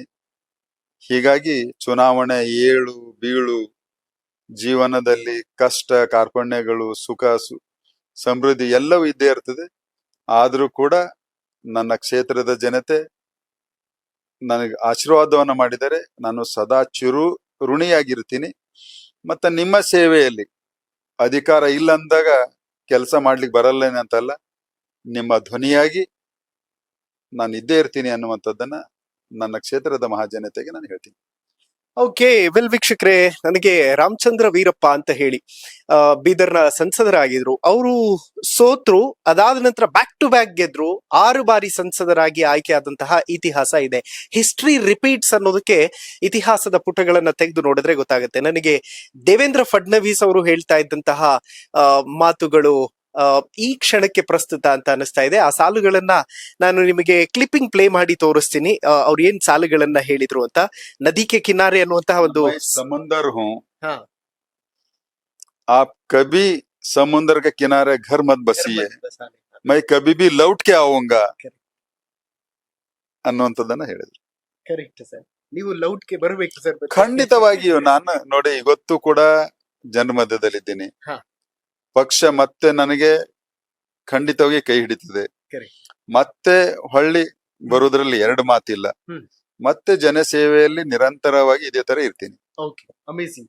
ವೆಲ್ ವೀಕ್ಷಕರೇ, ಇದಿಷ್ಟು ಭಗವಂತ್ ಖೂಬಾ ಅವರ ಮಾತುಗಳು. ಅದೇನೇ ಇದ್ರು ಕೂಡ ಸಾಗರ್ ಖಂಡ್ರೆ ಬಗ್ಗೆ ನಾನು ನೋಡ್ತಾ ಇದ್ದಂತಹ ಒಂದಷ್ಟು ವಿಚಾರಗಳು ಅಂತಂದ್ರೆ, ಚೈಲ್ಡ್ ಮತ್ತು ಇನ್ನು ಕೂಡ ರಾಜಕೀಯ ಪ್ರಬುದ್ಧತೆ ಬಂದಿಲ್ಲ ಹುಡುಗನಿಗೆ ಅನ್ನೋ ಮಾತುಗಳಿದೆ. ಕಲಿತಾ ಹೋಗ್ತಾರೇನೋ ಇನ್ ಫ್ಯೂಚರ್, ಗೊತ್ತಿಲ್ಲ ನನಗೆ. ಬಟ್ ಈಗ ಇರುವಂತಹ ಸಿಚುವೇಶನ್ ಬಗ್ಗೆ ಭಗವಂತ್ ಖೂಬಾ ಅವರು ಕಂಪ್ಲೀಟ್ ಒಂದು ವಿವರವನ್ನ ಕೊಡುವಂತಹ ಪ್ರಯತ್ನವನ್ನ ಮಾಡಿದ್ದಾರೆ. ನೋಡ್ತಾ ಇರಿ ಹೆಲೋ ಹಿಂದೂ. ನಾನು ಸೈಯದ್ ಹಿದಾಯತ್, ಸೈನಿಂಗ್ ಆಫ್ ಬೀದರಿಂದ. ಓಕೆ ವೀಕ್ಷಕರೇ, ಈಗ ಭಗವಂತ್ ಖೂಬಾ ಅವರ ಕಚೇರಿಗೆ ನಿಮ್ಮನ್ನ ಕರ್ಕೊಂಡು ಬರ್ತಾ ಇದ್ದೀನಿ. ಸೊ ಇದು ಅವರ ಕಚೇರಿ. ಇನ್ಫ್ಯಾಕ್ಟ್ ನಾನು ಈ ಹಿಂದೆ ಇಂಟರ್ವ್ಯೂ ಮಾಡಿದ್ದಾಗ್ಲೂ ಕೂಡ ನೀವು ಈ ಕಚೇರಿ ನೋಡಿರ್ತೀರಿ. ನಿಮಗೇನು ಹೊಸತ್ತಲ್ಲ ಈ ಕಚೇರಿ. ಸೊ ಬನ್ನಿ, ಇದು ಅವರ ಆಫೀಸ್. ಅರ್ಲಿ ಮಾರ್ನಿಂಗ್ ಆಗಿರೋದ್ರಿಂದಾಗಿ ಈಗಷ್ಟೇ ಆಫೀಸ್ ಓಪನ್ ಆಗಿರೋದ್ರಿಂದ ನಿಮಗೆ ಜನ ಕಾಣ ಸಿಗೋದಿಲ್ಲ.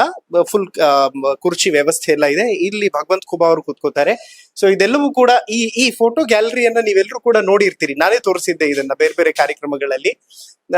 ಮೋದಿ ಅವ್ರ ಜೊತೆ ಅವ್ರಿಗಿದ್ದಂತಹ ಒಡನಾಟ ಮತ್ತು ಕೇಂದ್ರದಿಂದ ಅನುದಾನ ತರುವಂತದ್ರಲ್ಲಿ ಅವರ ಪರಿಶ್ರಮ, ಹಾಗೂ ಅಟಲ್ ಬಿಹಾರಿ ವಾಜಪೇಯಿ ಅವರ ತತ್ವ ಆದರ್ಶಗಳು, ಇವೆಲ್ಲವೂ ಕೂಡ ನೀವು ನೋಡಿರ್ತೀರಿ. ಆಮೇಲೆ ಇಲ್ಲಿ ನೋಡಬಹುದು JP ನಡ್ಡಾ ರಾಷ್ಟ್ರೀಯ ಅಧ್ಯಕ್ಷರು ಒಂದ್ ಕಡೆ, ಮತ್ತೊಂದು ಕಡೆ ವಿಜಯೇಂದ್ರ ರಾಜ್ಯಾಧ್ಯಕ್ಷರು, ಹಾಗೂ ಬಸವರಾಜ ಬೊಮ್ಮಾಯಿ ಅವ್ರ ಫೋಟೋ ಇದೆ, ಯಡಿಯೂರಪ್ಪ ಅವ್ರ ಫೋಟೋ, ಎಲ್ಲ ದೊಡ್ಡ ದೊಡ್ಡ ನಾಯಕರ ಫೋಟೋ ಇದೆ. ಬಿಕಾಸ್ ಅವರು ಕೂಡ ಒಬ್ಬ ದೊಡ್ಡ ನಾಯಕ. ಎಲ್ರು ಈಗ ಇಲ್ಲಿ ನೋಡಬಹುದು ಮೋದಿ ಅವ್ರ ಜೊತೆ, ಸಂತೋಷ್ ಜಿ ಜೊತೆ ಇರುವಂತಹ ಒಂದಷ್ಟು ಫೋಟೋಗಳು, ಬಾಬಾ ರಾಮದೇವ್ ಹಾಗೂ ಸಂತೋಷ್ ಜಿ ಜೊತೆ ಅವರ ಇಡೀ ಕುಟುಂಬ, ಮತ್ತು ಮಾಜಿ ರಾಷ್ಟ್ರಪತಿ ರಾಮನಾಥ್ ಕೋವಿಂದ್ ಅವರು, ಹೀಗೆ ಅನೇಕ ಗ್ಯಾಲರಿಗಳಿದೆ. ತುಂಬಾ ಒಳ್ಳೊಳ್ಳೆ ಫೋಟೋಸ್ಗಳಿದೆ ನೋಡಿ. ಇಲ್ಲಿ ನಮ್ಮ ಯಡಿಯೂರಪ್ಪಾಜಿ, ಮತ್ತೊಂದು ಕಡೆ ರಾಜನಾಥ್ ಸಿಂಗ್ ಅವರು, ಇಲ್ಲಿ ನಮ್ಮ ಕರ್ನಾಟಕದ ಈ ಹಿಂದೆ ಇದ್ದಂತಹ ಸಂಸದರುಗಳು, ಮತ್ತು ನರೇಂದ್ರ ಮೋದಿಜಿ ಅವರ ಜೊತೆ ಫೋಟೋ. ಆಮೇಲೆ ಈ ಕಡೆ ಮೇಲ್ಗಡೆ ನೀವು ನೋಡಬಹುದು ಶ್ಯಾಮ್ ಪ್ರಸಾದ್ ಮುಖರ್ಜಿ ಅವ್ರ ಫೋಟೋ, ಅಟಲ್ ಬಿಹಾರಿ ವಾಜಪೇಯಿ ಅವ್ರ ಫೋಟೋ, ಮೋದಿಜಿ ಫೋಟೋ, ಅಖಂಡ ಭಾರತದ ಒಂದು ಭಾವಚಿತ್ರ. ಆಮೇಲೆ ಇದು ಎಲ್ಲಾ ಸಂಸದರು ಇರುವಂತಹ ಒಂದು ಅದ್ಭುತವಾದಂತಹ ಭಾವಚಿತ್ರ. ಮೇ ಬಿ 2015 ಅಂತ ಅನ್ಸುತ್ತೆ. ಇಲ್ಲೆಲ್ಲೋ ಡೇಟ್ ಇರ್ಬೇಕು ನಿಮ್ಗೆ. ಇಲ್ಲಿದೆ ನೋಡಿ, 2015 ಗ್ರೂಪ್ ಫೋಟೋ ಇದು. ಲೋಕಸಭೆಯಲ್ಲಿ ಎಲ್ಲಾ ಸಂಸದರು ಇದ್ರಲ್ಲಿ ಆಲ್ಮೋಸ್ಟ್ ನಿಮಗೆ ಒಂದ್ಸತಿ ತೋರಿಸ್ಬಿಡ್ತೀನಿ ಯಾರ್ಯಾರು ನಮ್ಮ ರಾಜ್ಯದವ್ರು ಯಾರ್ಯಾರು ಇದ್ದಾರೆ ಅಂತ. ನಿಮಗೆ ಒಂದ್ಸತಿ ತೋರಿಸ್ಬಿಡ್ತೀನಿ. ನಮ್ಮ ಮಾಜಿ ಪ್ರಧಾನಿ ದೇವೇಗೌಡರು, ಮಲ್ಲಿಕಾರ್ಜುನ್ ಖರ್ಗೆ ಅವರು, ಹಾಗೂ ಈ ಕಡೆ ನೀವು ಇನ್ನೊಂದ್ ಸ್ವಲ್ಪ ಈ ಕಡೆ ಬಂದ್ರೆ ನಮ್ ಸದಾನಂದ ಗೌಡ್ರು ಇದ್ದಾರೆ ಇಲ್ಲಿ. ಆಮೇಲೆ ಅನಂತ್ ಕುಮಾರ್ ಅವ್ರು ಇದ್ದಾರೆ. ಅನಂತ್ ಕುಮಾರ್ ಅವರನ್ನ ರಾಜ್ಯ ತುಂಬಾ ಮಿಸ್ ಮಾಡ್ಕೊಳ್ಳುತ್ತೆ. ಒಂದು ವಿಷನ್ ಇದ್ದಂತಹ ರಾಜಕಾರಣಿ ಅನ್ನೋದಕ್ಕಿಂತ ಹೆಚ್ಚಾಗಿ ಒಂದು ಪ್ರಜಾಪ್ರಭುತ್ವ ವ್ಯವಸ್ಥೆಯ ಕೊಂಡಿಯಾಗಿ ಕೆಲಸ ಮಾಡಿದ್ದಂಥವ್ರು ಅವರು. ಆಮೇಲೆ ಭಗವಂತ್ ಖೂಬಾ ಸರ್ ಇಲ್ಲೆಲ್ಲೋ ನೋಡ್ದಂಗಿತ್ತು ನಾನು. ಇಲ್ಲೇ ಎಲ್ಲೋ ಇದಾರೆ, ಒಂದ್ ನಿಮಿಷ ತೋರಿಸ್ತೀನಿ ನಿಮ್ಗೆ. ಲೈಟ್ ರಿಫ್ಲೆಕ್ಟ್ ಆಗ್ತಿದೆ. ಇಲ್ಲಿ ಭಗವಂತ್ ಖೂಬಾ ಸರ್ ಇದ್ದಾರೆ, ಮತ್ತೊಂದ್ ಕಡೆ ಪ್ರತಾಪ್ ಸಿಂಹ ಅವರು ಇದ್ದಾರೆ. ಸೊ ಇದು 2015 ಸ್ವೀಟ್ ಮೆಮೊರೀಸ್. ನಿಮ್ಗೊಂದು ಸಣ್ಣ ಪ್ರಯತ್ನ ಮಾಡ್ತಾ ಇದ್ದೀನಿ ಇದೆಲ್ಲ ತೋರಿಸೋದಕ್ಕೆ. KH ಮುನಿಯಪ್ಪ ಅವರು ಇದ್ದಾರೆ. ಈಗ ಇವರು ರಾಜ್ಯದಲ್ಲಿ ಸಚಿವರಾಗಿದ್ದಾರೆ. ಮೊದಲು ಲೋಕಸಭೆಯಲ್ಲೂ ಕೂಡ ಕೋಲಾರ ಲೋಕಸಭಾ ಕ್ಷೇತ್ರದಿಂದ ಆಯ್ಕೆ ಆಗ್ತಾ ಇದ್ರು, ಹೋಗ್ತಾ ಇದ್ರು. ಪಾಪ ಒಂದಷ್ಟು ವ್ಯತಿರಿಕ್ತ ರಾಜಕೀಯ ಬೆಳವಣಿಗೆ ಅವ್ರ ಬದುಕಲ್ಲೂ ಕೂಡ. ಬಟ್ ಸ್ಟೇಟ್ ಅಲ್ಲಿ ತುಂಬಾ ಸ್ಟೇಬಲ್ ಆಗಿದ್ದಾರೆ, ಅದೇನ್ ಸಮಸ್ಯೆ ಇಲ್ಲ. ಸೊ ಇದು ಅವ್ರ ಕಚೇರಿ. ಮತ್ತೊಂದ್ ಕಡೆ ಅವರ ಕಚೇರಿಯ ಸ್ಟಾಫ್ ಅಮರ್ ನಮ್ ಜೊತೆ ಇದ್ದಾರೆ, ಮಾತಾಡಿಸ್ತೀನಿ. ಈಗ್ಲೂ ಜನ ಬರ್ತಿರ್ತಾರ ಸಂಸದರಲ್ಲ, ಆದ್ರೂ ಏನ್ ಕೆಲಸ ಕೊಡುತ್ತೆ ಕಚೇರಿ ಅಂತ? ಇಲ್ಲ ಸರ್, ಇವಾಗ್ಲೂ ಸುಮಾರು ಜನ ಬರ್ತಿರ್ತಾರೆ ಪ್ರತಿನಿತ್ಯ. ಯಾಕಂದ್ರೆ ಕಳೆದ 10 ವರ್ಷದಲ್ಲಿ ನಾವೇನು ಅಧಿಕಾರಿಗಳ ಜೊತೆ ಒಳ್ಳೆ ಸಂಬಂಧ ಇಟ್ಕೊಂಡಿದ್ವಿ. ಬೇರೆಯವ್ರ ತರ ನಾವ್ ಯಾರಿಗೂ ಹರಾಸ್ಮೆಂಟ್ ಮಾಡ್ಲಿಲ್ಲ. ನಮ್ಮ ಒಳ್ಳೆ ಸಂಬಂಧಗಳಿಂದಲೇ ಇವತ್ತಿಗೂ ನಮ್ಮ ಫೋನ್ಗೆ ರೆಸ್ಪಾನ್ಸ್ ಮಾಡ್ತಾರೆ ಅಧಿಕಾರಿಗಳು. ಹಾಗಾಗಿ ನಮ್ಮ ಕಾರ್ಯಕರ್ತರು, ಸಾಮಾನ್ಯ ಜನರು ಯಾವಾಗ್ಲೂ ನಮ್ಮ ಮೇಲೆ ಒಂದು ವಿಶ್ವಾಸ ಇಟ್ಟು ನಮ್ಮ ಆಫೀಸ್ಗೆ ಬರ್ತಾರೆ ಸರ್. ಓಕೆ, MP ಅವ್ರ ಆಫೀಸ್ ಯಾಕೆ ಯಾವಾಗ್ಲೂ ಶಟರ್ ಹಾಕಿರುತ್ತಲ್ಲ ಅಂತ? ಈ ಹೊಸ ಸಂಸದರ ಅದು ಅವರಿಗೆ ಕೇಳ್ಬೇಕು ಸರ್. ನಮ್ಮ ಆಫೀಸ್ ನೋಡಿದ್ವಿ ಸರ್. ಹೈವೇ ಮೇನ್ ರೋಡ್ ಅಲ್ಲಿ ಇದೆ, ಬಟ್ ಜನನೂ ಇರಲ್ಲ, ಅವರು ಇರಲ್ಲ. ಸೊ ಹಾಗಾಗಿ ಅದು ಅವ್ರಿಗೆ ಬಿಟ್ಟಿದ ವಿಷಯ ಸರ್. ಓಕೆ, ಬಟ್ ಇಲ್ಲಿ ಈಗ ಯೂಶಲಿ ಜನ ಬಂದಾಗ ಅವರಿಗೆ ಸಮಾಧಾನ ಮಾಡಿ ಕಳಿಸ್ಬಿಡಕ್ಕಾಗತ್ತಾ? ಲೈಕ್ ಇಲ್ಲ ಅವ್ರ ಸಂಸದರಾಗಿಲ್ಲ, ಈಗ ಕಷ್ಟ ಆಗತ್ತೆ ನಿಮ್ ಕೆಲ್ಸಗಳು ಮಾಡೋದಕ್ಕೆ ಅಂತ ಏನಾದ್ರು ಆ ತರದ್ ಏನಾದ್ರು ಬಂದಿದ್ಯಾ ಪರಿಸ್ಥಿತಿ ಯಾವ್ದಾದ್ರು? ನಮ್ ಸಾಹೇಬರು ನಮಗ್ ಹೇಳಿರೋ ಒಂದ್ ವಿಷಯ ಸರ್, ಯಾವುದೇ ಕಾರಣಕ್ಕೆ ಯಾವ್ದು ನೆಗೆಟಿವ್ ಮಾತಾಡ್ಬಾರ್ದು. ಆಗಲ್ಲ, ಹೋಗಲ್ಲ, ಇದು ಆಗಲ್ಲ, ಈ ತರ ಮಾತಾಡ್ಬಾರ್ದು ಮೊದಲೇ ಹೇಳ್ಕೊಟ್ಟಿರೋದು ಇದೊಂದು ವಿಷಯ. ಹಾಗಾಗಿ ನಾವು ಆಗಲ್ಲ ಅಂತ ಯಾವ್ದು ಹೇಳಲ್ಲ. ನಮ್ದು ಏನ್ ಪ್ರಯತ್ನ ಇದೆ ಆ ಪ್ರಯತ್ನ ನಾವು ಸಂಪೂರ್ಣವಾಗಿ ಮಾಡ್ತೀವಿ ಸರ್. ಓಕೆ, ಜನ ಏನಂತಾರೆ? ಯಾಕೆಂತಂದ್ರೆ ನಮಗೆ ಸಂಸದರು ಅವರು ಸಿಗದೆ ಇದ್ದಾಗ ನಾವು ಅವ್ರ ಆಪೋಸಿಟ್ ಅಲ್ಲಿ ಯಾರು ಸೋತಿದಾರೋ ಅವ್ರ ಬಳಿನೇ ಹೋಗುದು. ಏನಂತಾರೆ ಜನ ಇಲ್ಲಿ ಬಂದು ಏನ್ ಮಾತಾಡ್ತಾರೆ? ಜನ ಇವಾಗ ನಮ್ಮಲ್ಲಿ ಅಧಿಕಾರ ಇಲ್ಲ, ಹಾಗಾಗಿ ಜನ ಸ್ವಾಭಾವಿಕವಾಗಿ ನೀವ್ ಇದ್ದಿದ್ರೆ ಇನ್ನೂ ಚೆನ್ನಾಗ್ ಆಗ್ತಿತ್ತು, ಡೆವಲಪ್ಮೆಂಟ್ ಇನ್ನೂ ಸ್ಪೀಡ್ ಆಗ್ತಿತ್ತು. ಹಾಗಾಗಿ ಒಂದ್ ರೀತಿ ಸ್ವಲ್ಪ ಅಸಮಾಧಾನ ಇರುತ್ತೆ ಜನರಲ್ಲಿ, ಅದನ್ನ ವ್ಯಕ್ತಪಡಿಸ್ತಾರೆ. ಬಟ್ ನಮ್ದು ಏನ್ ಕೆಲಸ ಇದೆ ಅವ್ರಿಗೆ ಮಾಡ್ಕೊಳ್ಳೋ ಸಂಪೂರ್ಣ ಪ್ರಯತ್ನ ನಾವು ಮಾಡ್ತೀವಿ. ಬಟ್ ಯಶಸ್ವಿನೂ ಆಗ್ತೀವಿ. ನಮ್ಮ ಒಳ್ಳೆ ಸಂಬಂಧಗಳು ನಮ್ಗೆ ಇವತ್ತು ಕೈ ಹಿಡಿತಾ ಇದಾವೆ. ಓಕೆ, ಎಷ್ಟು ಗಂಟೆವರೆಗೂ ಓಪನ್ ಇರುತ್ತೆ ಆಫೀಸ್? ಎಷ್ಟು ಗಂಟೆ? ನಮ್ಮ ಆಫೀಸ್ ಬೆಳಿಗ್ಗೆ 8 ಗಂಟೆಗೆ ಸ್ಟಾರ್ಟ್ ಆಗುತ್ತೆ ಸರ್. ಸಾಹೇಬ್ರು ರಾತ್ರಿ 8-9 ಗಂಟೆ ತನಕ ಕೂಡ್ತಾರೆ. ಅವ್ರ ಜೊತೆ ನಾವು ಇಲ್ಲೇ ಇರ್ತೀವಿ. ರಾತ್ರಿ 9 ಗಂಟೆಗೂ ನಾವು ಯಾರಾದ್ರೂ ಇಲ್ಲಿ ಬಂದ್ರೆ ನಾವು ಸಿಗ್ತೀವಿ ಸರ್. ಇವತ್ತಿಗೂ ಲೆಟರ್ ಕೊಡೋದಾಗ್ಲಿ, ಫೋನ್ ಮಾಡಿ ಹೇಳೋದಾಗ್ಲಿ, ಎಲ್ಲವನ್ನೂ ನಿರಂತರವಾಗಿ ಈ ಹಿಂದೆ 10 ವರ್ಷ ಹೀಗೆ ಮಾಡ್ತಾ ಇದೀವೋ ಈಗನೂ ಅದೇ ಕಂಟಿನ್ಯೂ ಕೆಲಸ ಇದೆ ಸರ್. ಓಕೆ, ಈ ಹಿಂದೆಗೆ ಕಂಪೇರ್ ಮಾಡಿದ್ರೆ ಈಗ ಬರ್ತಾ ಇರುವಂತ ಲೆಟರ್ಗಳು ಅಥವಾ ಅಹವಾಲುಗಳು ಜಾಸ್ತಿ ಇದೆಯಾ ಹೇಗೆ ಅಂತ? ಕಾರ್ಯಕರ್ತರದು ಮತ್ತೆ ಸಾಮಾನ್ಯ ಜನರದ್ದು ಅಹವಾಲು ಆಸ್ ಇಟ್ ಇಸ್ ಸೇಮ್ ಇದೆ. ಅದ್ರ ಹೊರತಾಗಿ ಸರ್ಕಾರಿದಷ್ಟೇ ಯಾವ್ದು ಕೆಲಸಗಳು ಬರಲ್ಲ ಸರ್. ಈಗ ಮಾಜಿ ಸಂಸದರಲ್ವಾ, ಹಾಗಾಗಿ ಸರ್ಕಾರಿ ಯಾವ್ದು ಜಾಸ್ತಿ ಕೆಲಸ ಇರಲ್ಲ. ಬಟ್ ಉಳಿದಂತದ್ದು ನಾರ್ಮಲ್ ಏನ್ ಸಾಮಾನ್ಯ ಜನರ ಕೆಲಸಗಳಿದಾವೆ ಅವು ನಿರಂತರವಾಗಿ ಬರ್ತಾ ಇದಾವೆ ಸರ್. ನಾವು ಅದಕ್ಕೆ ಏನ್ ರೆಸ್ಪಾನ್ಸ್ ಕೊಡ್ಬೇಕು ಕೊಡ್ತೀವಿ ಸರ್. ಓಕೆ, ಅಂದ್ರೆ ಕೆಲಸ ಆಗುತ್ತೆ ಜನರಿಗೆ? ಹಾ, ಶೋರ್ ಸರ್, ಬಂದ್ರೆ ಕೆಲಸ ಆಗುತ್ತೆ ಸರ್. ಎಷ್ಟು ವರ್ಷ ಆಯ್ತು ನೀವು ಜಾಯಿನ್ ಆಗಿ? 10 ವರ್ಷ ಆಯ್ತು ಸರ್. ನೀವು 10 ವರ್ಷ ಆಯ್ತು ಅವ್ರ ಜೊತೆ. Okay, good. ಅಮರ್ ಆಕ್ಚುಲಿ ಸಂಸದರಿಗೆ ಒಂದು ರೀತಿ ರೈಟ್ ಹ್ಯಾಂಡ್ ಇದ್ದ ಹಾಗೆ. ಅವ್ರಿಲ್ಲ ಅಂತಂದ್ರೆ ಕಚೇರಿ ಕೆಲಸಗಳೆಲ್ಲವೂ ಕೂಡ ನಿಲ್ ಅನ್ನೋ ರೀತಿಯಲ್ಲಿ ಆಗ್ಬಿಡುತ್ತೆ. Anyway, thank you so much Amar ಅವ್ರೆ. Thank you sir. ಓಕೆ, ಇದು ಅವರ ಆಫೀಸ್.